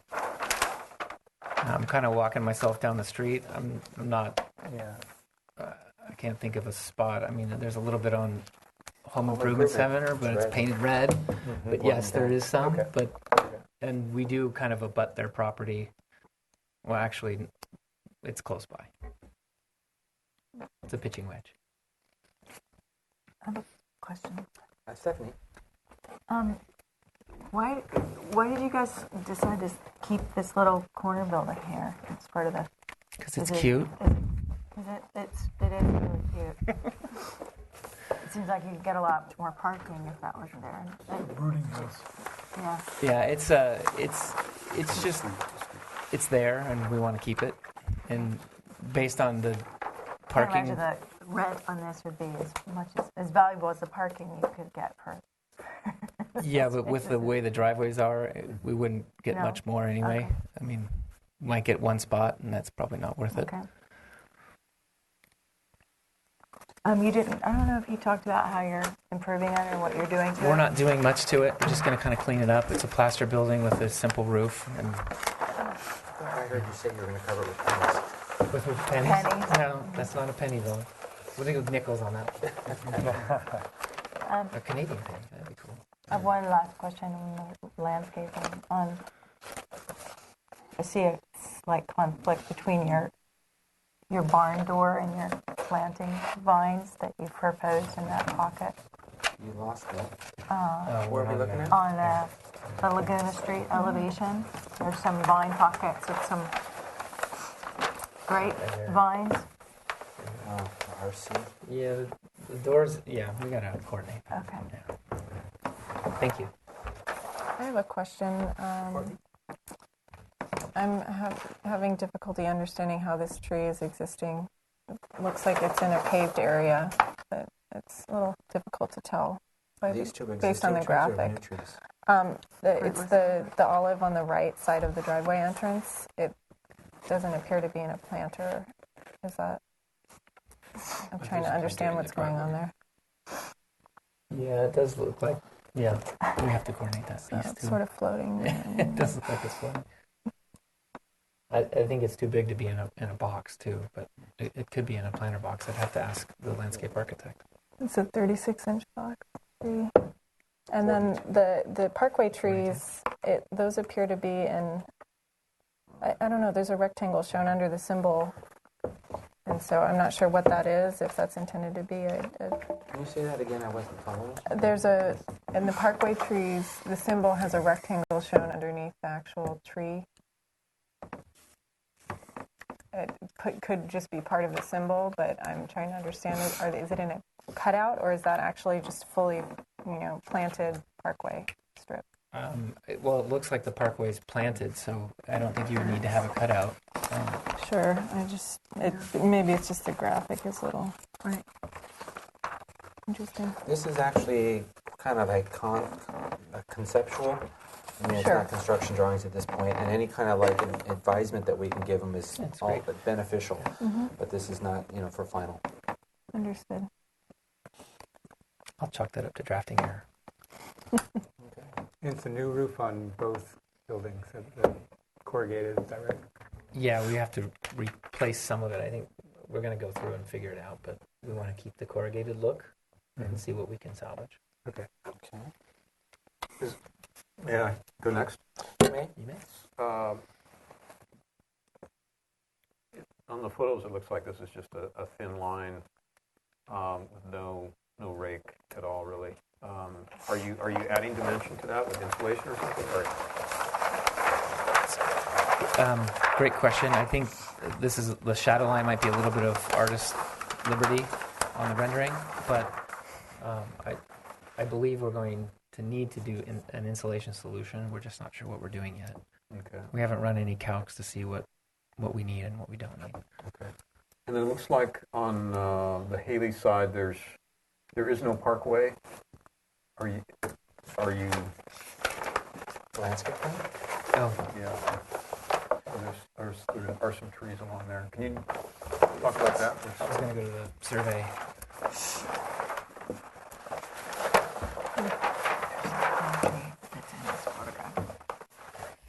There's a couple little, there's a couple planters here. Looks like a here and here. This one's got a palm. Both of these have palms. There's another one here. Not exactly sure what's in it. This one's currently in conflict with our driveway. Yeah, so. This one will be removed, and the power pole is going to move over as well. But the rest of this is all concrete, and we're going to actually fill in this curb cut as well. I actually had one question. This coral tree is an existing tree to remain? I was looking at the landscape plan. And I think it's being removed because it's in the side where the sidewalk's going. I was wondering what these two circles, well, actually these three circles were. Those are smoke tree. They're who? Smoke tree. It's on the legend. Okay. Right here. Those are new. I believe the coral tree, Paul, is right in this area. Where the right where sidewalk we're putting is? the sidewalk. So, for every certain number of parking spaces, we have to provide a finger tree. I think every 8, and you have 8 specifically. 1, 2, 3, 4, 5, 6, 7. 8, 9, 10. Oh no, we have 1, 2, 3, 4, 5, 6, 7. Oh, and then the bike. Yeah, so this is actually numbered in a different way. 1, 2, 3, 4, 5, 6, 7, 8. Okay. So there's 7 parking spaces and then the bike parking. So if you consider that an 8, I think we're good. So, is there going to be a fence here along this line? Or is that just going to be landscaping? No, we want to do a little fence along this line as well. Okay. And that's why it's affiliated to the fence. Mhm. Okay. All right. If there's no other questions, let's move to comments. And this is going to be for comments only. It says the project needs environmental assessment, so we cannot give it preliminary approval. Plus, there's some details and some other things that you'll need to provide. So any direction that we can give the applicant for the next time that he comes to us would be appreciated. Excuse me, Mr. Chair. Staff would like to remind the board this project's location is in the Haley-Milpas area, and it's subject to the Haley-Milpas design guidelines. And the Haley Street corridor calls for a Hispanic Pueblo style. So consider if the proposal's compatible with that. If I may interject, I spent some time in between the consent agenda and this board meeting reading those guidelines, and it does mention in the ones right there that it is, if you could pass it down, it's kind of an influx area, and that you should, there is some liberties that can be taken and allowed for when there's some existing conditions such as we have on this project. You know, that it's not to say that every building has to be changed to be Spanish style, but that good design should be applied to every building that's proposed, especially, and it goes into rehab projects and, you know, remodels in this area. Is that the street or the one that I pointed out to you? Yeah. I also, thanks to Stephanie, had a chance to review the basic guideline for this area, and it does say appropriate to the neighborhood as opposed to being predominantly Hispanic. And that there should be sensitivity, obviously, to adjacent buildings and the diversity that exists around any given project. There are some great examples of Hispanic architecture in this corridor, but it doesn't necessarily mean that every project has to adhere to that. Okay. Thanks for that clarification, actually. Comments from other board members? I will Yes. say that having looked at another project recently, and I understand this is kind of a different look for this building in this neighborhood, and it is an upgrade. And I think that an improvement to this building to be clad in this new material.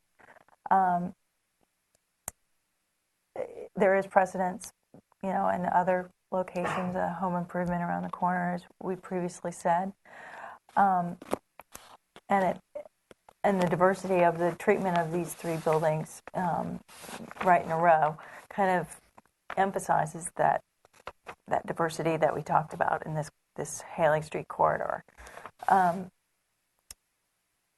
So, I think that it's definitely moving in the right direction, and I think it's definitely an approvable project. Thank you. Comments? I'll go. I think this project is well thought out. It will upgrade this whole corner and this whole area significantly. I appreciate the architect's efforts to modernize. I also this project is actually so good that it would be unfair to make it a boutique building, and the corrugated metal siding is in fact very industrial, very authentic. And if I do know that some of the siding is beat up and needs to be replaced, but in view of the fact that the interior courtyard is preserving that, it would seem almost part of the integrity of the design to maintain that same material all the way around and just really clean it up and paint it red or paint it bronze or whatever it is that would be make it look have a nice kind of bring the design together. Like to see what kind of a fence is being proposed. I have some concerns about mechanical equipment that I saw on the roof plan. Is there mechanical equipment on the roof? Yes, there will be some mechanical equipment on the roof, and we've been studying the roof and the pitches of the roof to make sure that we can hide it with the building as it is. And we think we can do that. Screening. Yep. Anyway, and also with this, everything else about the project, the roll-up doors, the glass doors, and the canopies, the little bracketed canopies, all those are kind of contemporary features, but they would really look nice against the background of this relentless corrugated metal siding, which gives this building a volume, sculpture. And I do think that some articulation should be made between the two-story residential building and the building immediately adjacent. Those are my comments. Oh, Chairman Zink, I have one thing to add, if I may. That attention should be paid to the new curb cut at Haley Street for visibility and safety of pedestrians and traffic, rounding Laguna Street. Yeah, that's a whole transportation thing that they have to buy off on it. Yeah, we've gone through that. I mentioned that at the beginning, but we've gone through that with them. I would planting and fencing and all that has to be taken into consideration. Comments from this side? Okay. Go first. I think the improvements made are really great, and I think it's a very nice enhancement to the building. I love that wood siding material. I think it's so beautiful. I question, though, whether this might be the right location for it. Given graffiti, what do? Do you keep sanding it down at that point? You can't really paint it. Maybe there's some anti-graffiti coating you can put on it. I could go along with Howard's comment that perhaps it's corrugated metal on the exterior of the building. I don't think that would be too far of a stretch. But the wood material seems a little at odds. It does harken back to the Home Improvement Center, and that seems to be getting along okay, so maybe it's a non-issue. The graffiti thing worries me a bit, because once you kind of mar that natural material, how do you correct that? But on the whole, I think the improvements, the garage doors, it's all handled very skillfully and it's an attractive addition. Howard, and then we'll go to Courtney. And Kirk. Tim, Oh, sorry. one other last comment. I'm just wondering about the placement of this ADA stall kind of parking right in front of the entry door. If there's maybe maybe it rotates a bit or a better way to handle that. Tim? Yeah, I think it's definitely be a nice fixing to the existing buildings, and in a way kind of reminds me of the project in Southern California. I just was a couple of days ago, the OC Mix on, I'm not sure if you're familiar with that, it's on 405 and Harbor Exit. It's a beautiful courtyard concept, which I really like. So I thought it's a great concept. I only have one comment about the layout of the parking right in front, which Scott mentioned. It seems like it's a little forced, maybe go too many spaces.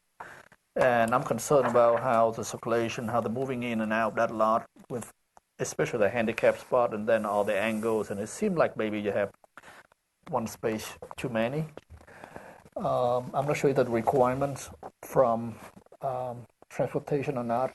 And we take a look at that and see. Okay. Courtney, and then we'll go to Kirk.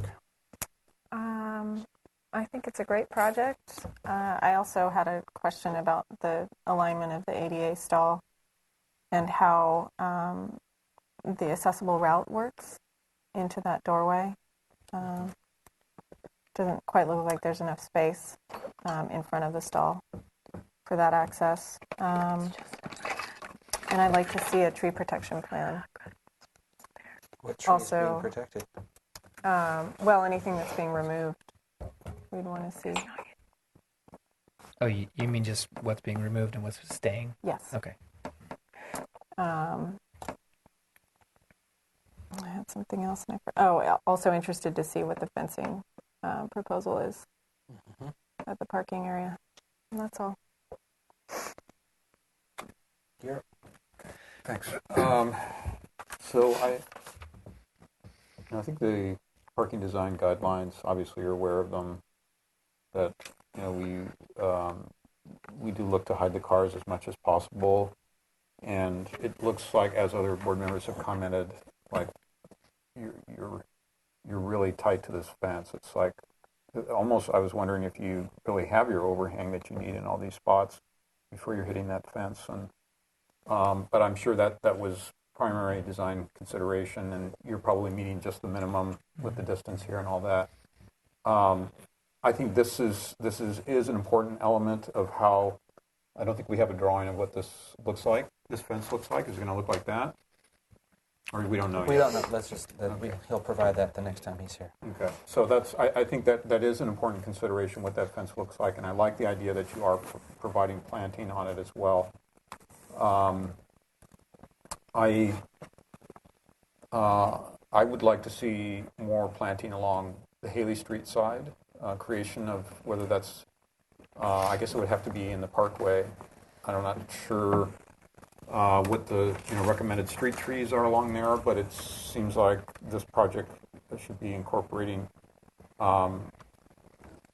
additional street trees along its length.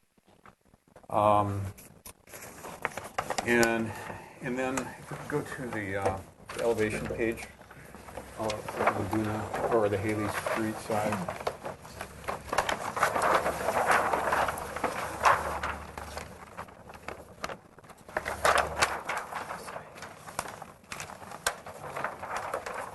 And by the way, I also like the wood siding as a solution. This is the post here. Okay, thank you. Right. Do you want that? I- Did you want this? I don't know if, I'm sure your drawings are accurate. But if you look at the photograph, this corner building, the relationship of this gable end to the height of the existing windows, it looks out of proportion. In your drawing, it doesn't look that way so much, but in the photograph, it looks, these look small in relation to this mass right here. And since we are remodeling this building, you're doing some extensive facade changes. I'm just wondering if this corner could use some more enhancement other than, providing a canopy over existing openings and just replacing the doors and windows there. That maybe this is an opportunity. So you have a 12-foot plate, it looks like. Maybe this is an opportunity to do something to address this corner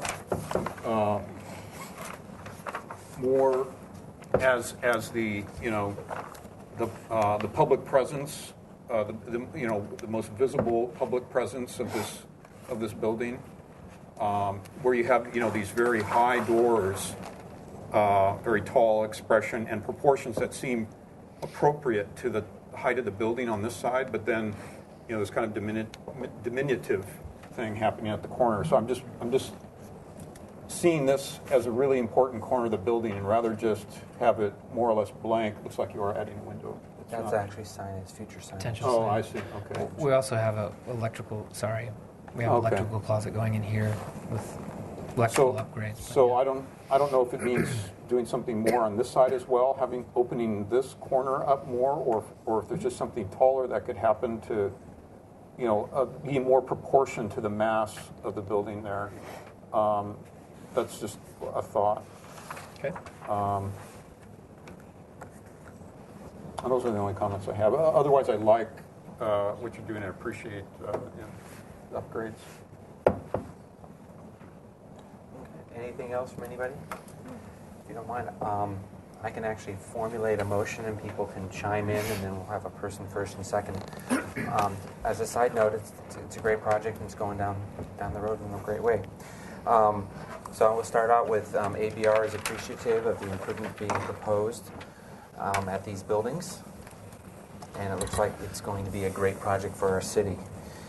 In no particular order, the first item is that the applicant, when they return, to come back with a conceptual roof plan showing the proposed mechanical unit locations and how the screening will be incorporated in the re-roofing. The applicant will return back to the ABR with a color scheme, and in there propose colors for the two plaster buildings, and if they're going to be different, what type of articulation is going to be brought into the design between the two structures, the two-story structure and the one-story structure. The ABR looks forward to seeing some preliminary detailing, in particular to the eave overhangs, awnings, and windows. The board would like to have the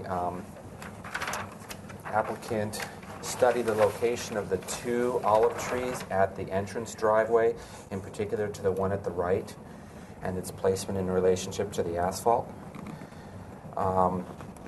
The board has a concern about the location of the ADA parking space, which is parking space number 1, and the path of travel, and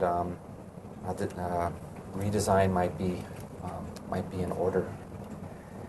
The ABR, or the board, would like to see some information about the proposed fencing between the proposed parking and the sidewalk along Laguna Street, and in particular the location of where the car bumper is going to be and the car overhang, so it doesn't hit the fence, the proposed new fence with landscaping. The board would like to have some additional information about the exterior siding. There was a concern mentioned about the long-term maintenance of the wood finish, and some board members feel a painted metal corrugated solution might be a better alternative. The board would like to see some additional landscaping along Haley Street In particular, there's an opportunity where the curb cut is being removed to add additional parkway landscaping if that's part of the city master plan for Haley Street. And I don't know if this should be some board members or one board member feels there's an opportunity to open up the corner of the proposed retail number 1 to Haley Street with more articulation. Is that sounding about right? Well, I'd say in proportion to the existing massing of the building. That's more in proportional to the existing massing. Do you think it needs to be the corner, Kirk, or could It doesn't be? have to be the corner Yeah. necessarily, but just, yeah. We can just say, study the possibility, or look into opening up the corner. Some board members feel. Well, you could add that as a comment, but really the main point was this mass in relation to the size of the openings there. And is there a better way to fenestrate that gable end in a way that's more in proportion to the size of it? Along Haley Street. But keeping per the guidelines for Haley, a pedestrian-friendly sidewalk appeal. Okay. So that's kind of a motion, 9 or 10 points. Is there someone who would like to first it? Howard, I'll someone want to first that. second it? Who's going to second it? Seconded by Kurt. Any tweaks? Would you be willing to, It's your motion. add to lighting, site lighting? We never discussed that. The next item would be the applicant to provide some preliminary ideas on site lighting. Anything else?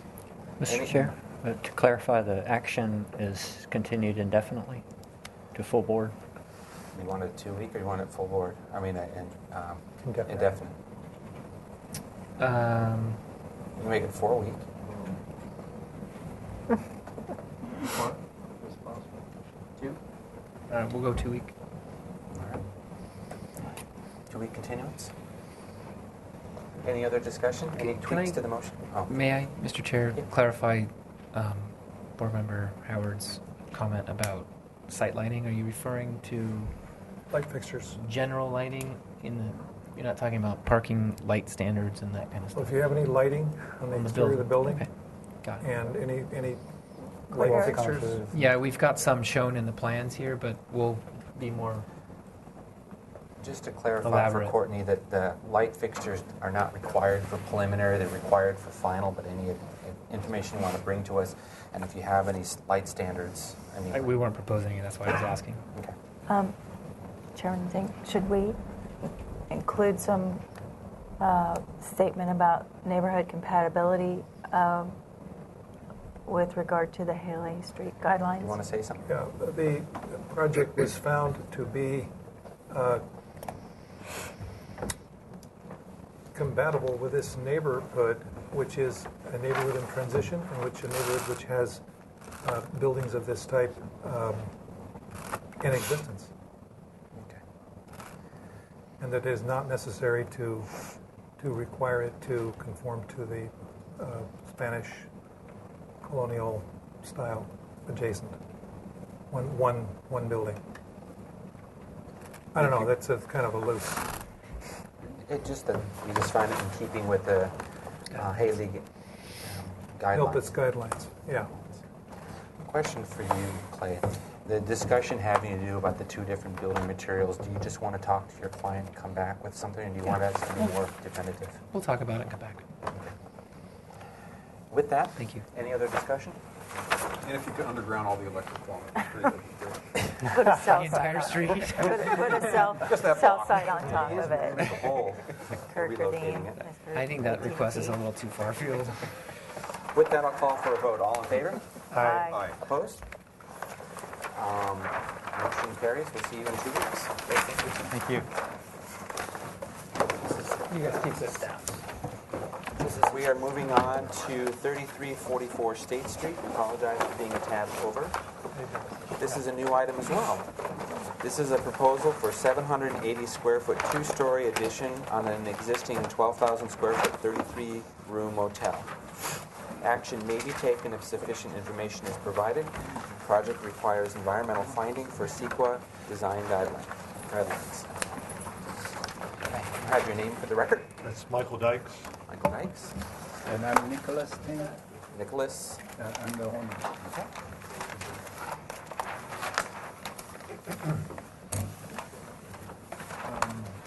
To start with, I think it's easier if we have a picture. If you don't mind, I'll put this in the center. They'll zoom in, and then you tell us how to fly Okay, so through it. basically this is all the pictures on the internet, on the booking.com of our motel. Okay. And it's a 33 unit motel that I've been managing for 18 years now, and we haven't touched almost anything yet. So basically, all the existing building and the infrastructure are there, but because it's an older facility, we don't have a breakfast area, we don't have really a storage unit, and we don't have like a nice lobby. So if you can see from the street and on those pictures that you see, it's really very basic. So basically, I like to improve on it by adding a breakfast area and a bigger lobby, because when you look at it, the lobby is so tiny. And so we will have a breakfast area, and then obviously we have to have storage and also a little bit bigger space for the kitchen. So anyway, that's what we are doing. Okay. Just to improve the... It's a great oversight. Okay. And this is at the corner of State and, how do you pronounce that? Amapola, I guess. Anapola? Amapola? Okay.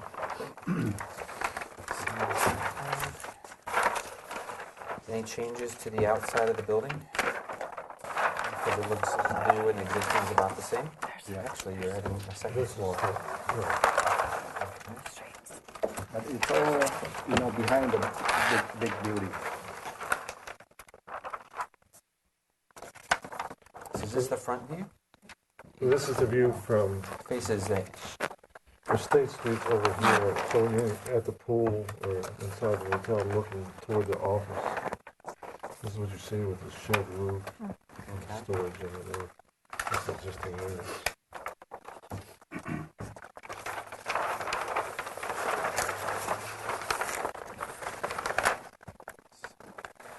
So this is the proposed second story. Right.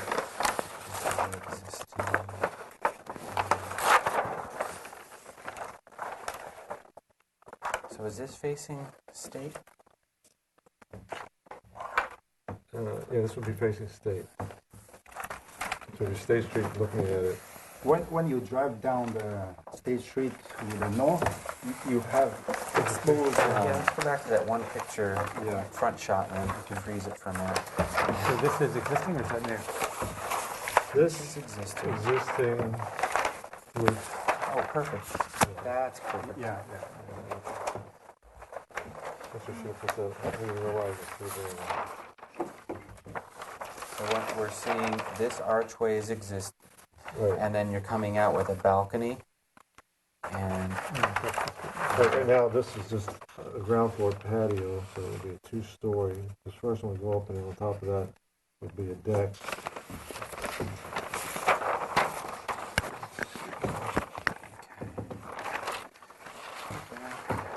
What's the side view of this?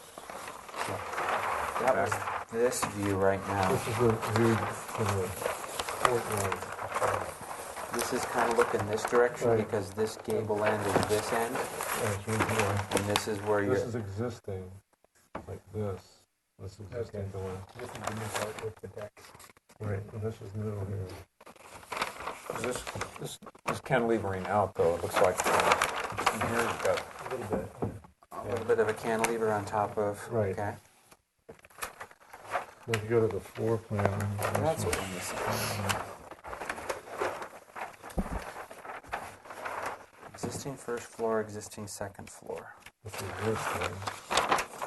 So that's also State Street is here with the window here. There's a flat wall here. The arch is on the first floor. Right. The arch is actually in this opening here. It's just, Okay. It's not, it's just, All right. And then let's look at the next page, the proposed.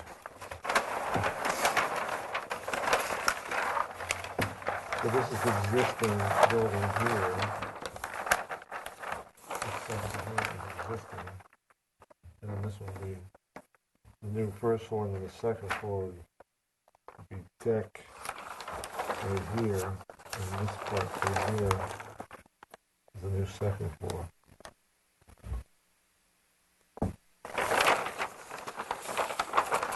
Okay. Good. Anything else for your presentation? Then we'll probably ask questions later. Anything else?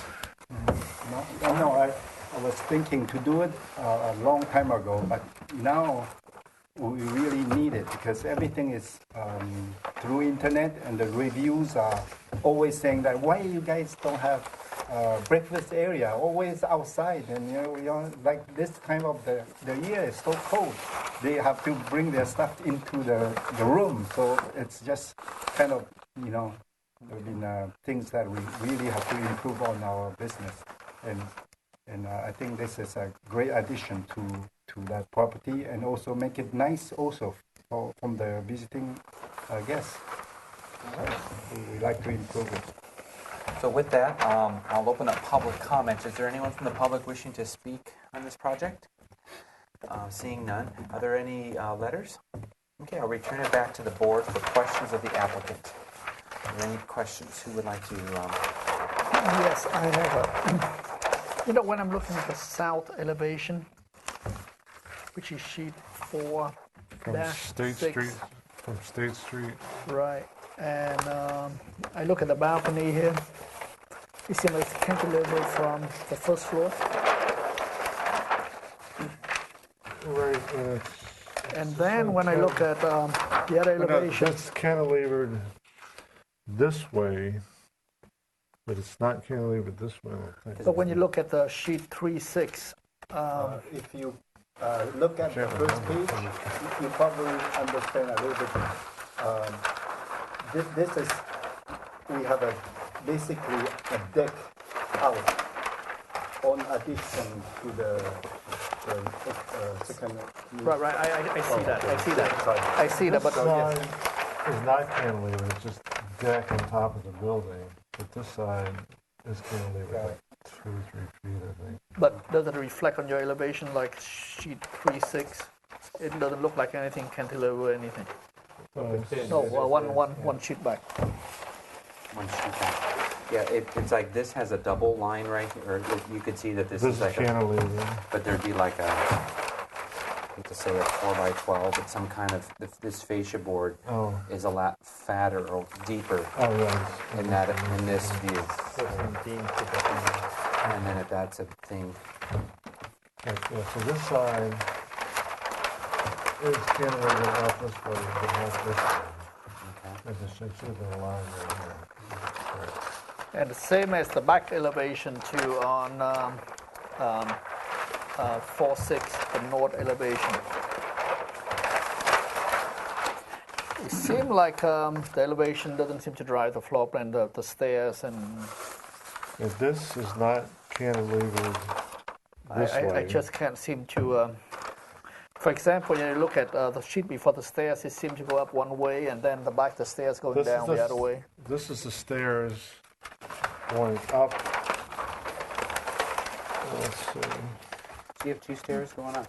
2. And then one of them doesn't show the stairs. There's a set of stairs here, and there's a set of stairs here. The stair from it's out here by the pool goes up and across to the deck. The section is cut before you see the stair in the front there. What? This is the elevation. I know, but you treat it like a section where you don't see the stair. Right, the stair is out this way. So that's what this thing is all about. Right. So this is actually a continuous because It's a bridge across here because there's a sidewalk underneath. So we put the stairs over here. So we just want to have two locations for egress. So one is over here, goes up and goes across, right here. And then the next question: do you have a roof plan to see how everything comes together? He's got the first floor roof plan, but not the second floor roof plan. So that's.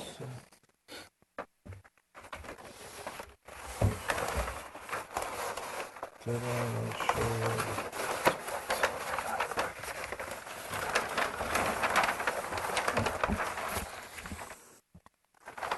He's going to comment that this water from this ridge is going back into this building. Right, so it would have to be California frame. So this would be right here. Would have to have a cricket across here. I thought I showed that somewhere. Right, this would have to have a cricket coming back from here down to here, so the water goes here and slopes down and out. Questions, Stephanie? I have a question. On your proposed new first floor plan,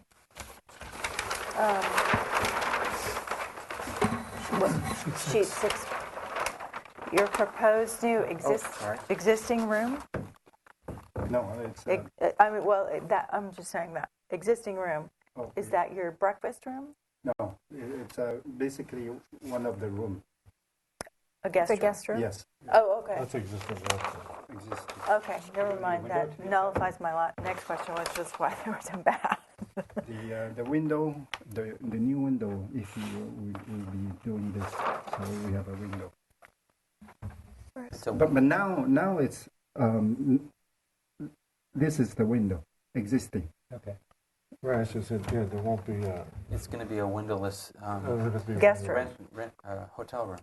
Windowless. Late, you mean after we build, or this Yes. existing? Right, yeah, we'll lose this window right here. Yeah. That's correct. You don't need a window for egress? No, well, this would be the kind of yeah.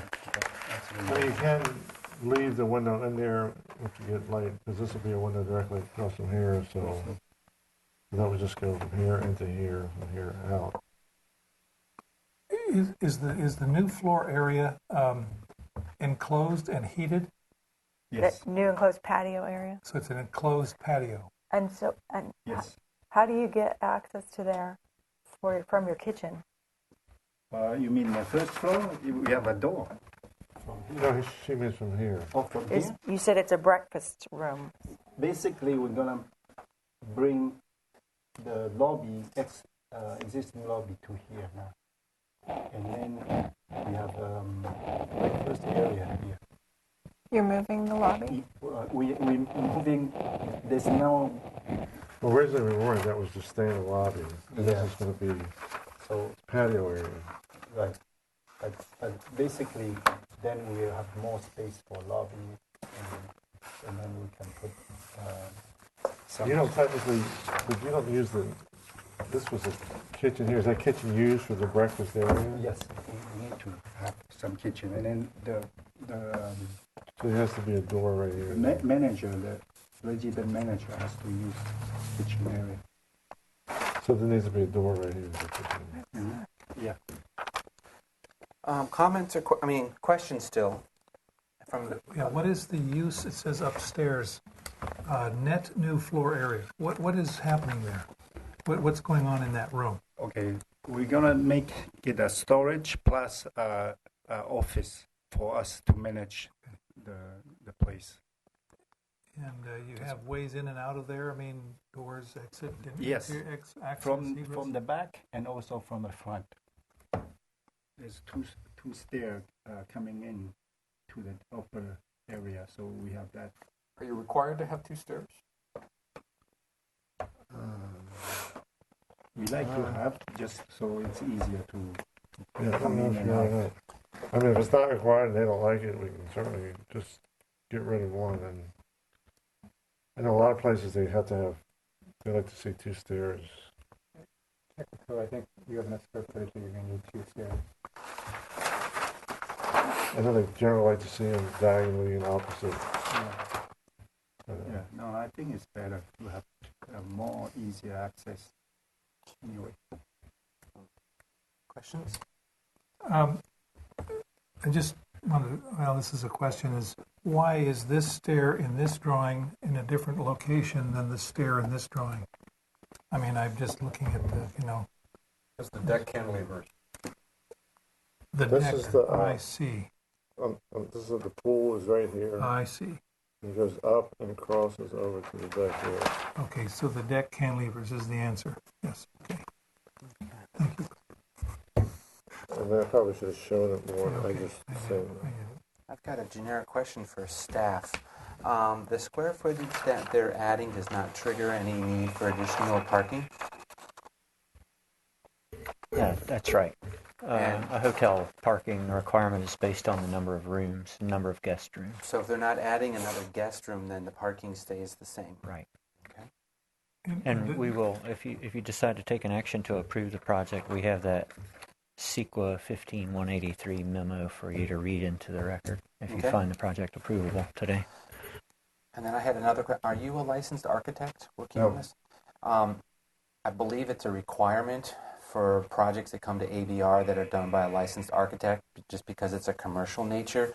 And just your comment about the half the diagonal distance for two exits on the second floor and things like that. Is that correct, Tony? If you can look into that, but I believe that's required. Commercial work. Commercial work is going to be requiring a licensed architect. Yeah, but I thought we were just doing this for. This is the part of it is design review, and then after you get the design review blessing, you have to go into the building department. But I believe the cover sheet of the ABR stuff states that if it's more than 3 units on the 4th unit of residential work, like apartment houses, or commercial requires the need of a licensed architect. So if we can get... we'll be able to give you comments and that you can take the project forward with another person. But I just wanted to ask that question, and I also want to have staff double check that for us. Yeah, we worked together and stuff, and he came to me and says, you know, I didn't really work with anybody, didn't know, so. Okay. Yeah, so he needs to go, it's an architect, it's fine. Whoops. I guess you can tell it's not from a licensed architect. Well, you know, Santa Barbara has a very unique design style, and a lot of it's because the architects are more artists than architects. Yeah, God bless them. So. Comments? Do I get to go first? You asked. Wow. Can you look at the elevations for a second?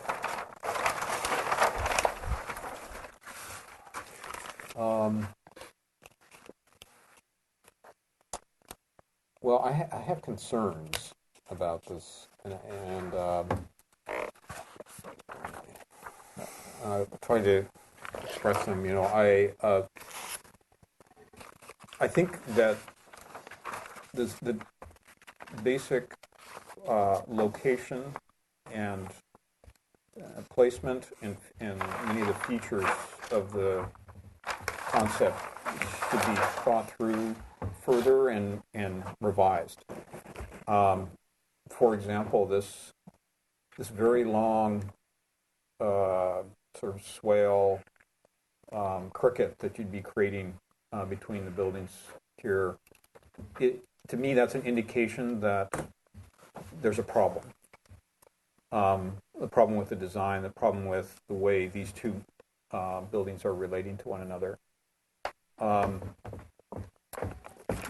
I also, especially on the street elevation, and the way the solution of this roof, this new hip roof, which currently there's no hip roof condition that I'm seeing, and sometimes you can combine hips with gable ends and it looks fine, but here it looks tacked on. This very much looks like an addition to this building, not part of the original building, not fully integrated with the existing building, and it should look not like something that's been added on. That would be a goal, right?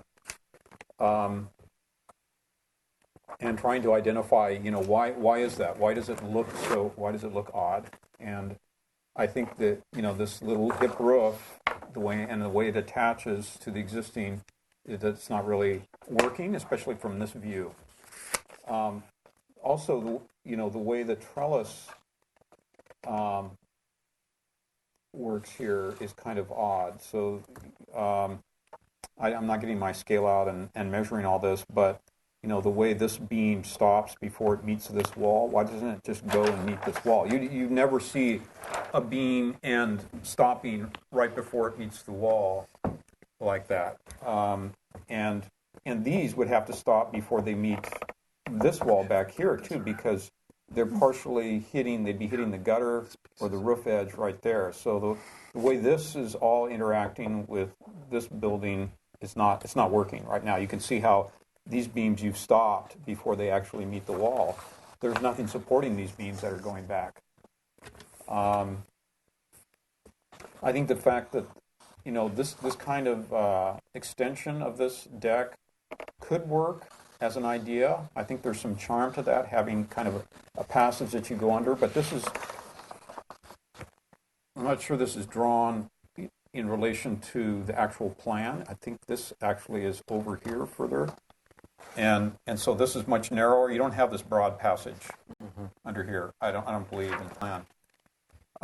But that's one of the issues with the drawings as they're presented, is that there isn't clear definition between new and existing. Normally, just as a convention, drafting convention, all the new walls are shaded so that you can clearly identify where the new areas are. It's not clearly shown, where the lower floor is. This would be another convention, is you'd see a dashed line where the existing floor level is. So that's why we had all these questions about what's going on here, because the drawings aren't complete. The fact that, you're creating a guest room, a windowless guest room by this addition. That's a fact. That's another red flag telling me there's a better way to do this than what the solution you've come up with. Maybe this just needs to be back a bit. And I question the need for 2 stairways. Yes, you might need 2 exits up here, but that doesn't mean you need 2 stairways. Okay. So you have it, as long as it exits out to the deck in 2 separate places. Right. Okay. Right. And then obviously cost effective to get rid of one of them. Yes, right. So maybe the thing to do is, like you say, pull this back so that it has a window in this room. Mm-hmm. And maybe the square footage that you lose here can happen out here instead of the stairway. Maybe that's part of it. I'm not going to try and design it for you, but I'm thinking the basic footprint probably needs to shift so that you're not losing this window here, which makes the room much less valuable, right? So, good design is going to enhance the rentability of your building too. So those are just a few comments. Okay. Who would like to jump in next? I can pick on Courtney. No, there's no landscaping soon. She's our new landscaper. This is her first meeting. I'm just trying to understand how it relates to the site and, where your additional footprint might be happening, so that I can understand whether or not it's affecting your It's mostly landscape. existing footprint now. It's just like, instead of a building, it's a patio up front. So where the patio is now, it's the patio turns, and it's pool equipment, and then there's storage. So they're getting rid of the patio and the pool equipment stuff and all the storage and turning that back into the new addition. I'm sorry, maybe this would be easier to see. This is existing lobby and office, and we are doing it behind it. So from the street, when you see it, you really cannot see it except the extra portion here. So this is, I suppose. It'll be back here. Yeah, it will be It'll back be here. So that will give you an idea. It's really. I think you can see on page 5.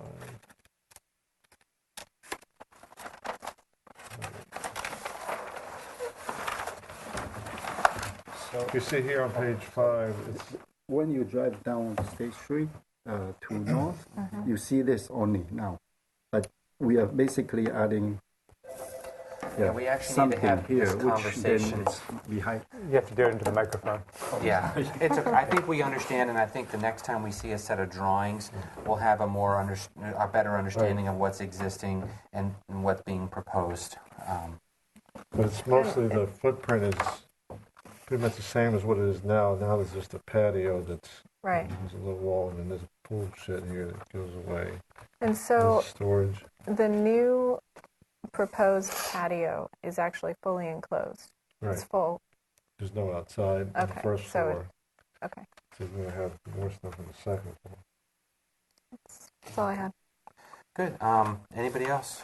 comments? There are some unintended consequences of what you're proposing as impact to the existing building.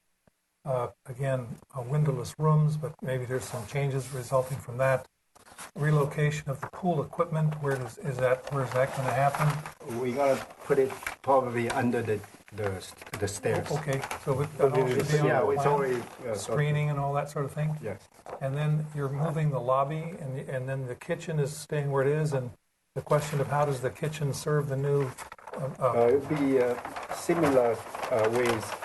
Right. So anyway, all those are unintended consequences of the changes, and they should be clear. And everything should be labeled. Office storage upstairs. I'm sure the occupant load in that office storage is less than 10 people, so only one exit is required, one stair is required. Yeah. Okay. Okay. Next. Go. Okay. So I think the idea of a new breakfast room and a patio with big windows with a balcony up above, it's a good idea. I think it'd be very nice. I think the drawings that we see them now are not quite ready for prime time. Okay. The elevations need to match the plans a little better, and it should make sense as we walk around the building. So you need to take another pass at that. I think it can be made great. You really need to focus, and a lot of what Kirk had to say really applies. I noticed on the drawing there's a dumpster in the back. It's attached to the building now. Have you kind of accommodated where that's going to go yet? That's not. Oh, that's a different part of the site. Yeah. Oh, pardon me. Site. Okay. Yeah, sorry. All the way. Got a little confused. No. It's in the back. Okay, so that stays as is. Yeah. No change there. Okay, never mind that comment. But drawings need a bit of work, and the design needs to be a bit more functional. Again, the windowless room is a concern. As a owner, I would be concerned about that. We didn't really know what the board wanted to see. So we kind of just threw this in there and said, what? Yeah. So it's And I first appreciate pass. it. You need to get a little further along with the design. Tip? Well, I do agree with all the comments. It definitely needs a lot of help. So come back next time. Hopefully we'll be better. But is this something, It's approvable as a project, but it's just, the mass walking skill doesn't work yet. The functional aspect doesn't work yet. I mean, what you're trying to do is great. And Okay. I think we should pursue it, but it just, as presented, it just doesn't seem to work. and plus what has to be done by, now we know it has to be done by an architect, so he'll be able to take care of most of those concerns.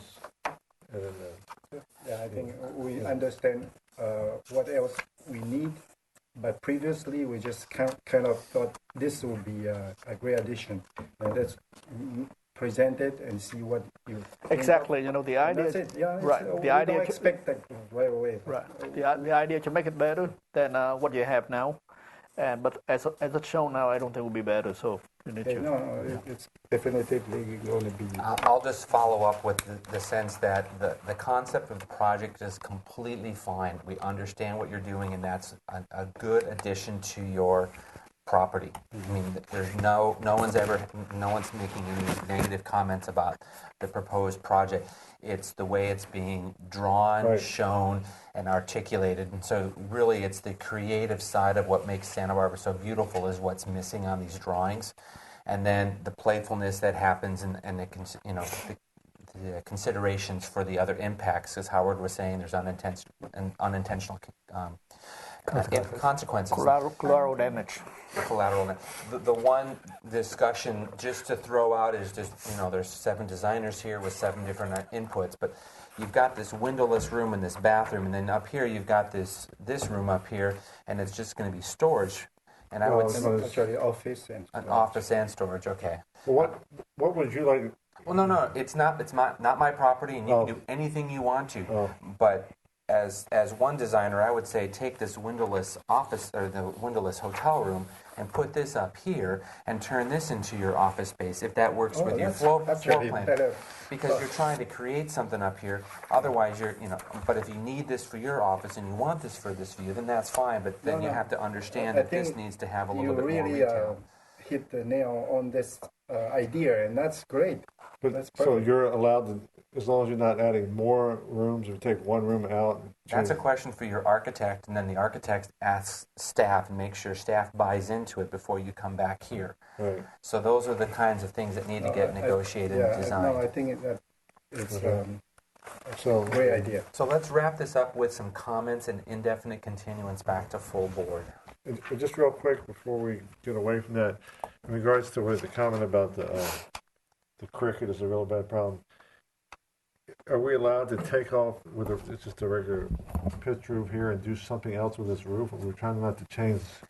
It's up to your structural engineer, because as you destroy and alter this roof, then you have to take care of the lateral, Right. and that's part of the spirals out of control really fast. Before you know it, you demolished half the first floor to build the second floor. Right. And so you might not want to build a second floor because of all of the impacts having to do about your lateral and your footings and all this.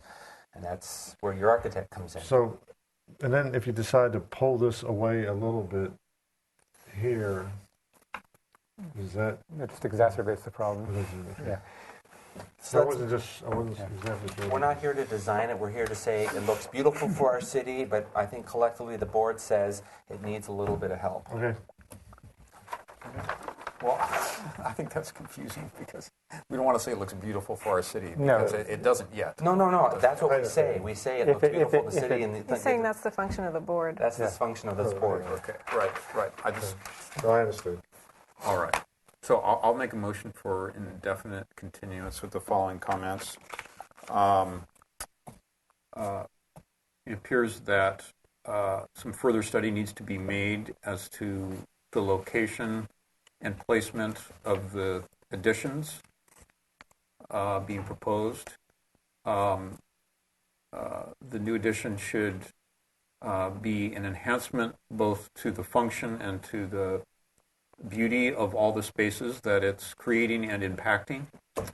A particular concern is an existing guest room being where windows being eliminated, and also a very large cricket on an existing roof in order to accommodate the addition.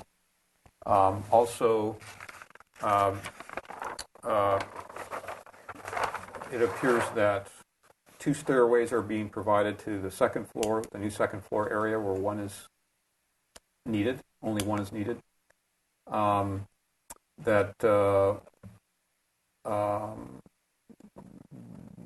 the proposed trellis area at the second floor is not interfacing cleanly in an appropriate way with the walls and roof line of the new and existing second floor.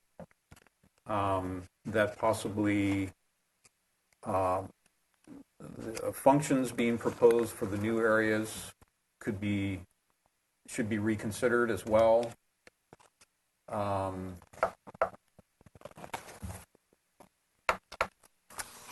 And then more information needs to be provided as to any equipment that's being relocated and where that would go. And we would also need a landscape plan that shows existing and proposed landscaping and hardscape, as well as any new exterior lighting. And also that at the next proposal, we'd like to see the drawings more clearly articulated regarding what is new and what is being proposed and the relationship of first floor to second floor. Great. Someone I'll want to second that. Second by Howard. Comment about unintended consequences or collateral damage, as Tip said, meaning the impacts to existing spaces and light and air and Well, I think circulation. that was part of the motion. Yeah, he actually commented about that. Okay. Before we take a vote, just so that you know that the meeting that we're doing right now is being televised and it's saved on a computer so that everything is here. So if you want to go back 2 weeks from now, you can go back and pull up the archive video. So this lengthy thing that gets printed in 16 sentences, but the actual video is available for you to go back and re-listen to this. Is that online or is It'd be online. Oh, okay. And Tony is your contact person, and he'll tell you how to get onto that link. Okay. And relive the whole experience. Oh my goodness, sometimes it's not painful. I mean, it is painful. Basically, just the 5 minutes that he was saying. Okay, no problem. So with that, anything else? Call for a vote. All in favor? Aye. Opposed? Motion carries. Indefinite. It's going to be a great addition to the project, or to the. Thank you, guys. Can we schedule our next? We made it indefinite because you need to hire somebody and have him do drawings, and whether he gets it done in 2 weeks or 4 weeks, we don't want to lock you into something. Okay. But you're in the system, and you're in the drawings in the Tony. You get to keep that. We're just going to keep one set for the record. Appreciate your time. Great. Thank you, guys. Thank you very much. Thank you. Thanks a lot. So now we're on to the one that was referred to us from consent, which was probably today. Yeah, by me. So usually what we do is you actually Basically- tell us what the concerns are that you had, and Basically, Tony, do we what's is the project? you done? Tony's got drawings of it. Plans. Have we seen it before? No, it's a very simple storefront proposal along Haley Milpas, and Tony brought up to my attention the Haley Street guidelines and the several projects that we've seen recently that could be impacted by the Haley Street guidelines. And since I just wanted to refresh my memory of those guidelines and the boards and bring it into the fold of the discussion at this meeting, which we had earlier for other projects. And having read them in between the two meetings, I've got a clearer vision of what he's doing. He's basically lopping off kind of a Spanish-style porch and doing a new storefront. Storefront, is fine. It was a matter of changing kind of the style of from Spanish to something more modern. And for me, the style I think it looks great, but I think it's also kind of somewhat trendy. And I don't know if it will stand the test of time and not look dated in a few years. Is that about it? Yeah. Ryan, want to announce your name and tell us anything else you want to add to it? Sure. My name's Ryan Mills with DMHA. And I don't know if it'd be useful. I did the same. Yeah. When we started this project, we were introduced to the guidelines, which previously I was not quite aware of. So I pulled them up, and I don't know if we have just a quick moment just to sort of review the highlights of the guidelines. We have a copy right on the table somewhere. Maybe Kirk, do you have it? I have it right here too. So it's under the guidelines were the Milpas Estate Corridor, which is the Hispanic Pueblo. And so here's the main, under the first paragraph, the bullet points state describing the terms as a potential to why this corridor was designed differently than, say, downtown State Street. So the 3 bullet points are potential to be less expensive for the context of the neighborhood, relationship to the existing architectural character of the existing buildings, and strong visual expression for the Haley Street corridor. Now, we understand this is what we're considering a contemporary interpretation of say, traditional materials, but reading, again, kind of reading the mission of design character, this is what it states. The design character of this theme is use of simple forms to create bold architectural statements. Decorative elements and colors should be used to provide accent, soften building mass. In addition, shade and shadow should be used to create visual interest. And so that's sort of how they wrap up. Now, of course, a lot of the instances are Spanish, particularly as you move down towards Milpas and dump into that corridor. So Can we look at what's adjacent and across Sure. the street? So now I just kind of wanted to refresh our memories with that, and then let me run us through this really quick. So we're at 432 East Haley. So this is the south side of the street, State being down this direction. So as you come through, there are some 20s, 30s examples into some more simpler stucco buildings. This is our project here, half of this one-story stucco building. And then we have the smog shop, and it continues down. Across the street is sort of a different fabric. It ranges from the corner church there, Victorian, or I'm not sure quite what to call it. Little pseudo-Spanish commercial, industrial structure here, and then a couple empty lots kind of scattered between. The history of our building, just looking at that, is it's been in existence as retail and restaurants from the early 50s, pretty much as it looked about like its neighbor here. And then at some point, it's hard to kind of track down when the shed enclosure was built, but it started appearing a couple decades ago, and then the tiles actually were introduced with the last remodel, I think it was about 8 years ago. So sort of the story of the building is one of pretty simple and form and really not necessarily Spanish. So we kind of ran with how could we interpret that new. Is it, sorry to interrupt, but is it two-piece mission clay tile? This, yeah. So this is the context of the street. These are loose buildings. Getting a little closer to our project. So this is looking from the neighbor side. You can see this enclosure was built post and sort of sticks out on the property line. And as part of it, we would really like to try to clean up that area. So what we're proposing, we'll go to the plans next, is really keeping the existing structure as is, peeling away the tiles, actually reusing them on another project, and then cladding this entry with reclaimed wood skin. The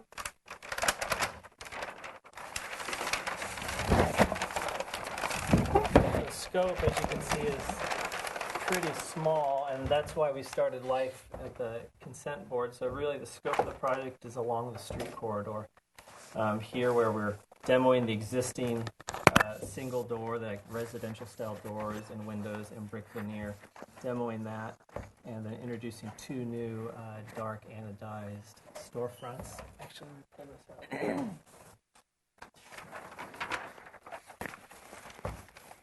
out. So the palette being, a warm taupey gray, reclaimed Doug fir, dark anodized new storefronts, and Court 10, sort of that modern palette that I think lends itself to natural tones. The only thing in addition to this storefront here is there was an existing window for decades in the back of this building. Again, in the last edition, it was sealed off. We'd like to reintroduce it to get light in that back corner.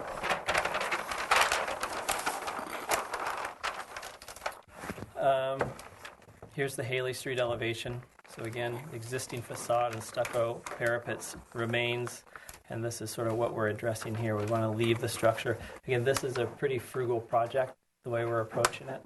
And I should say, in terms of our approach, maybe to address sort of your comment, is the design team, the owners, and the potential new tenants wanted to create a certain mood with this building.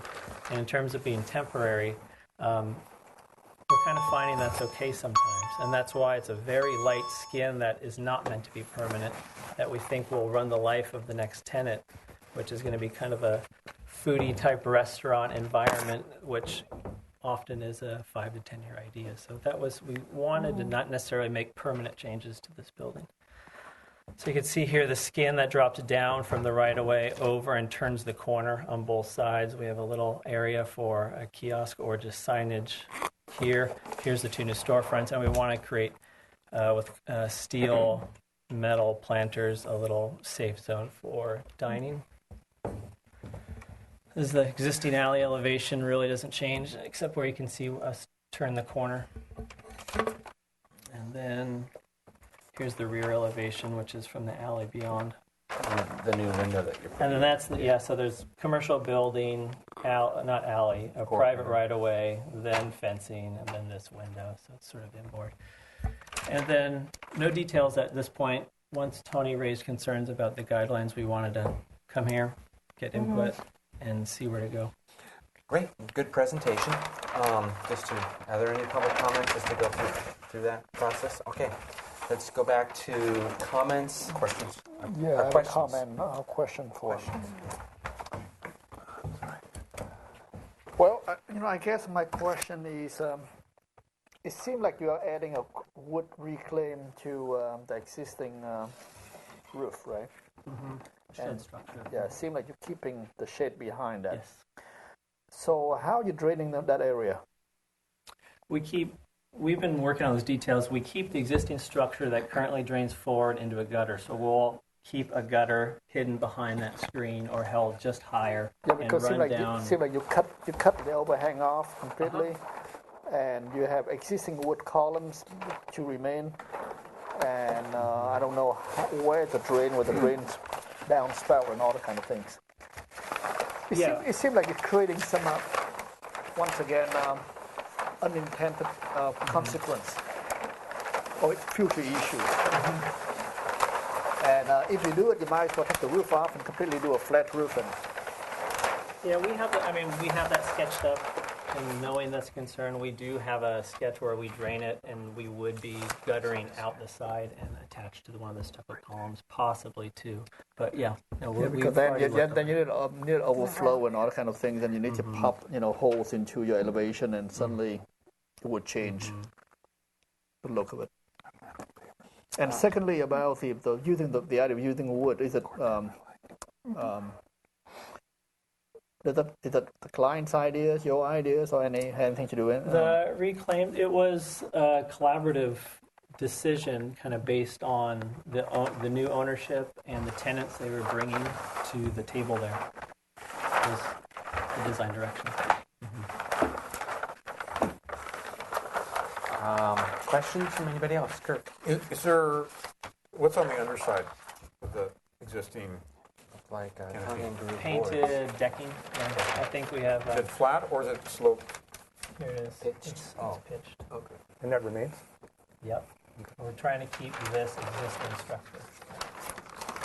And then the headers, plaster, and then the columns are plastered? Yeah. Okay. What is the hardscape material? It currently is Satio tile, which we'll address. I didn't mention that, which we'll peel that away, and we'd like to just finish it pretty simply, again, like a lightweight concrete, probably not too different than the right-of-way material. It's a fairly small area, and we kind of have the grayish and muddled tones to begin with, and we just wanted the Corten and the planting to pop, and then the furniture would as well. Questions from anybody else?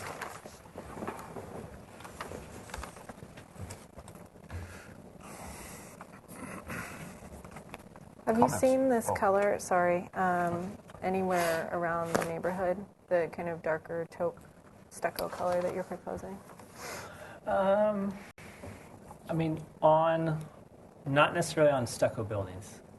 I mean, you get those tones from a lot of the corrugated projects that I think you guys saw one, but just sort of from the metal tones and even across the street. But no, I can't say I was matching any stucco painted colors. Can you see the colors? Which we're kind of open to. This sheet right here. Is this for, conceptual or design approval? This morning when I woke up, I was hoping for an approval at consent. But if we have, we want project approval and open this thing up. But if we at least have nods that we are able to do this, come back with details, just as we know the details are important. That's what I'd like to get. As much confidence moving forward as possible. If there's no other questions, let's go to comments.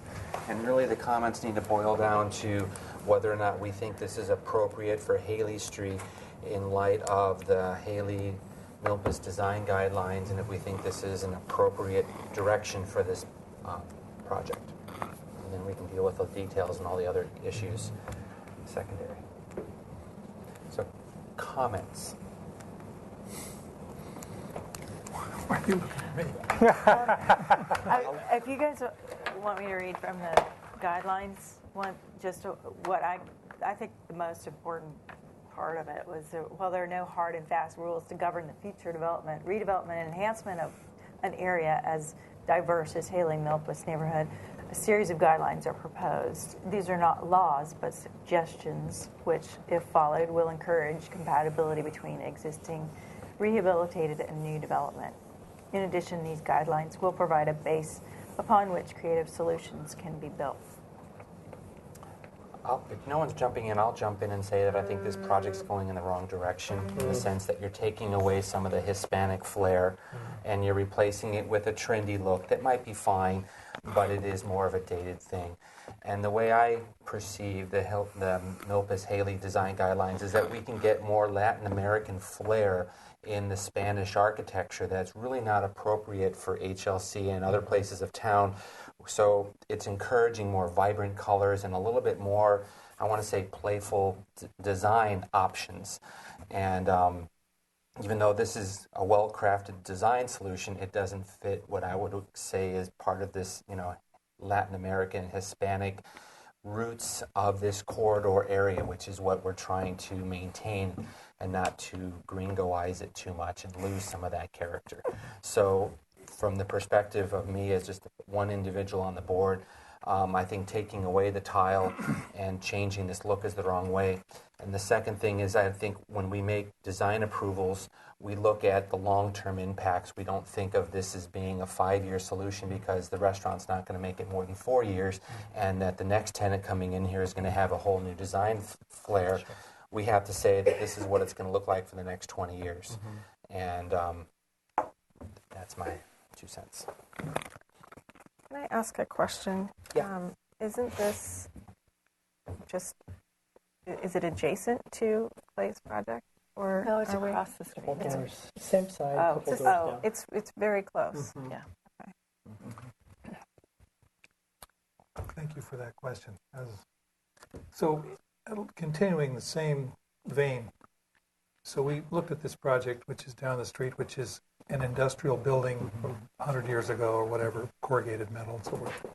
And out of our mouths came words about, keep it that way, make it more believable, maybe authenticity, kind of thing. And I think this project, the same words could come out. Make it authentic. It's been called trendy, and it's been called, the word boutique came out of my mouth and the other one. And I think this stained wood, which is a veneer, and it's applied to things, and it doesn't turn corners, and it's not a volume, it's just an applique. And the removal of the clay tile, which was maybe not your choice, but it was a material that's been there for a long time, and the heavy timber posts and so forth. If you want to kind of modernize this, make it authentic. Sliding glass doors with bronze frames and so forth is passé, as Paul said. And it's like you have to look at the elements. You've got this material of the canopy. You've got this big stucco building, pitched roof with a panel in front. It turns a corner, but not all the way up. And it would be good to look at those elements and just study this project with the idea of going with that as the starting point. Openings, whatever you need to do. But staying in character down the line. I could not support the wood siding. I like the core tent.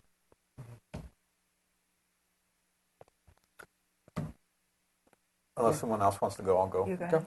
Well, I appreciate the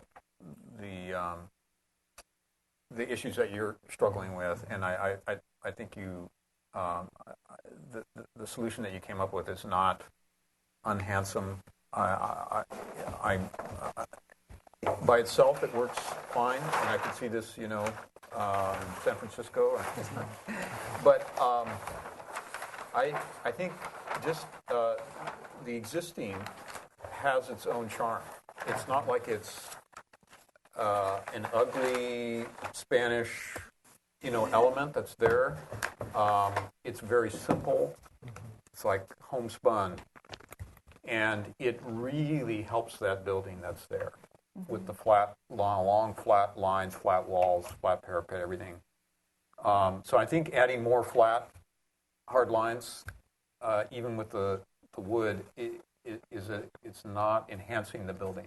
I think the tile that's there does really enhance that building.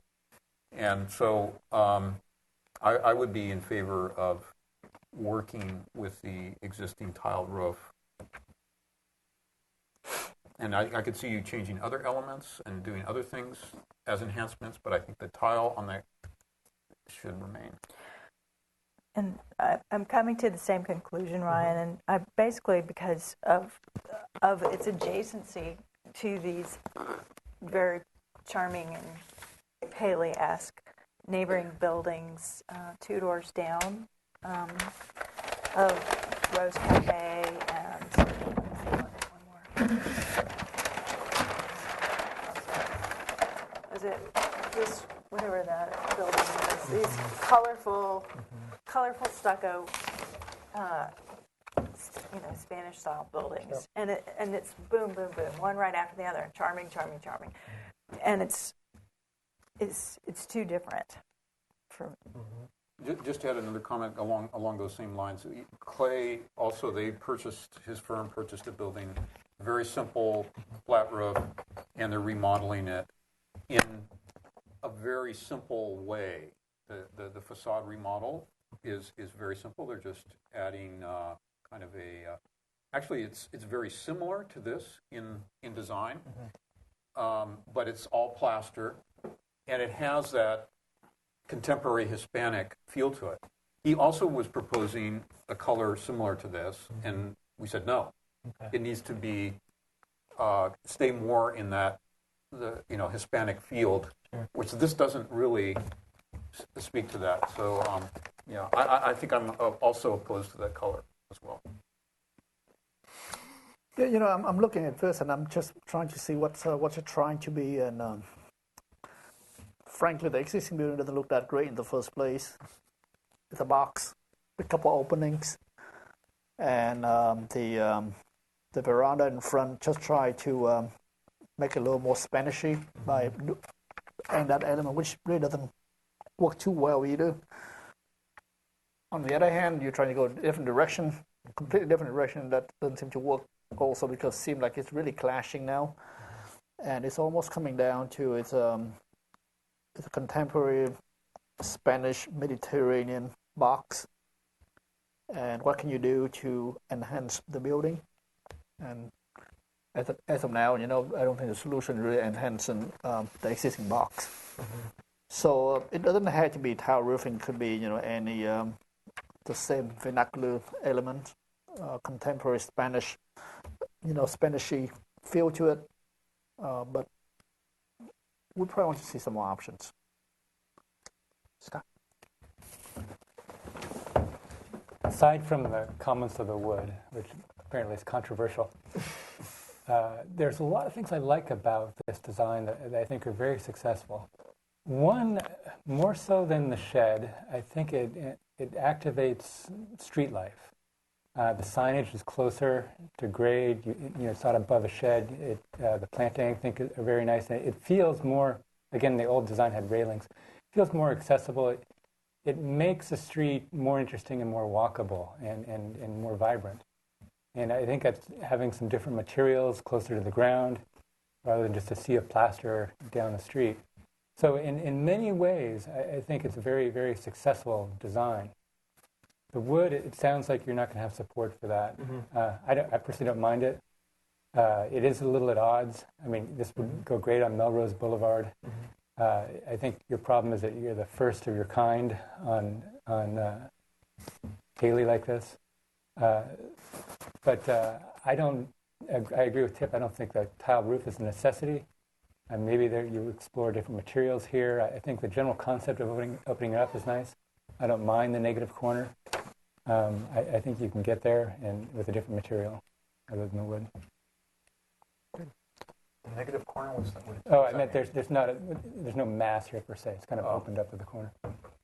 Is there currently a mast there? Well, it feels like it's a cutout the way he's got a solid down here. It feels like it's. But that's the way it is That's now. an existing condition. Yeah, no, There's but a he's railing. added mass The here. post, just Yeah. meaning the material that wraps Okay. sort of makes the post disappear. Exactly, yeah. I see.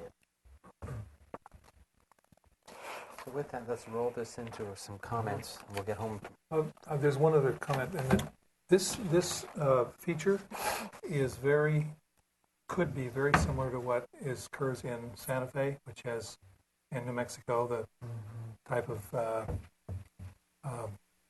adobe and log and heavy timber and tile. But it has a nice you have simplified the line, but you might look at some examples of that's also Spanish colonial. Okay. So let's roll this into a motion, and then person making the motion can say return to full board or go back to consent. And I appreciate you for bringing this forward to get the whole board's input on it, and it's also good for staff to bring it to our attention and have a chance to talk about it. Well, I'll give it a shot. I think obviously there's different opinions, but I think it sounds to me, and I'm open to hearing other voices, but like the majority of the board feels that taking away the tile roof would be a detriment to the project. The other enhancements being proposed are acceptable. But except for the color,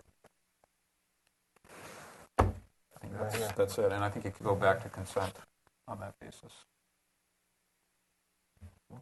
Someone want to second it and add any comments? I'll second it, and the comment that there was the majority of the board, did you say something about it was not really excited about the wood siding.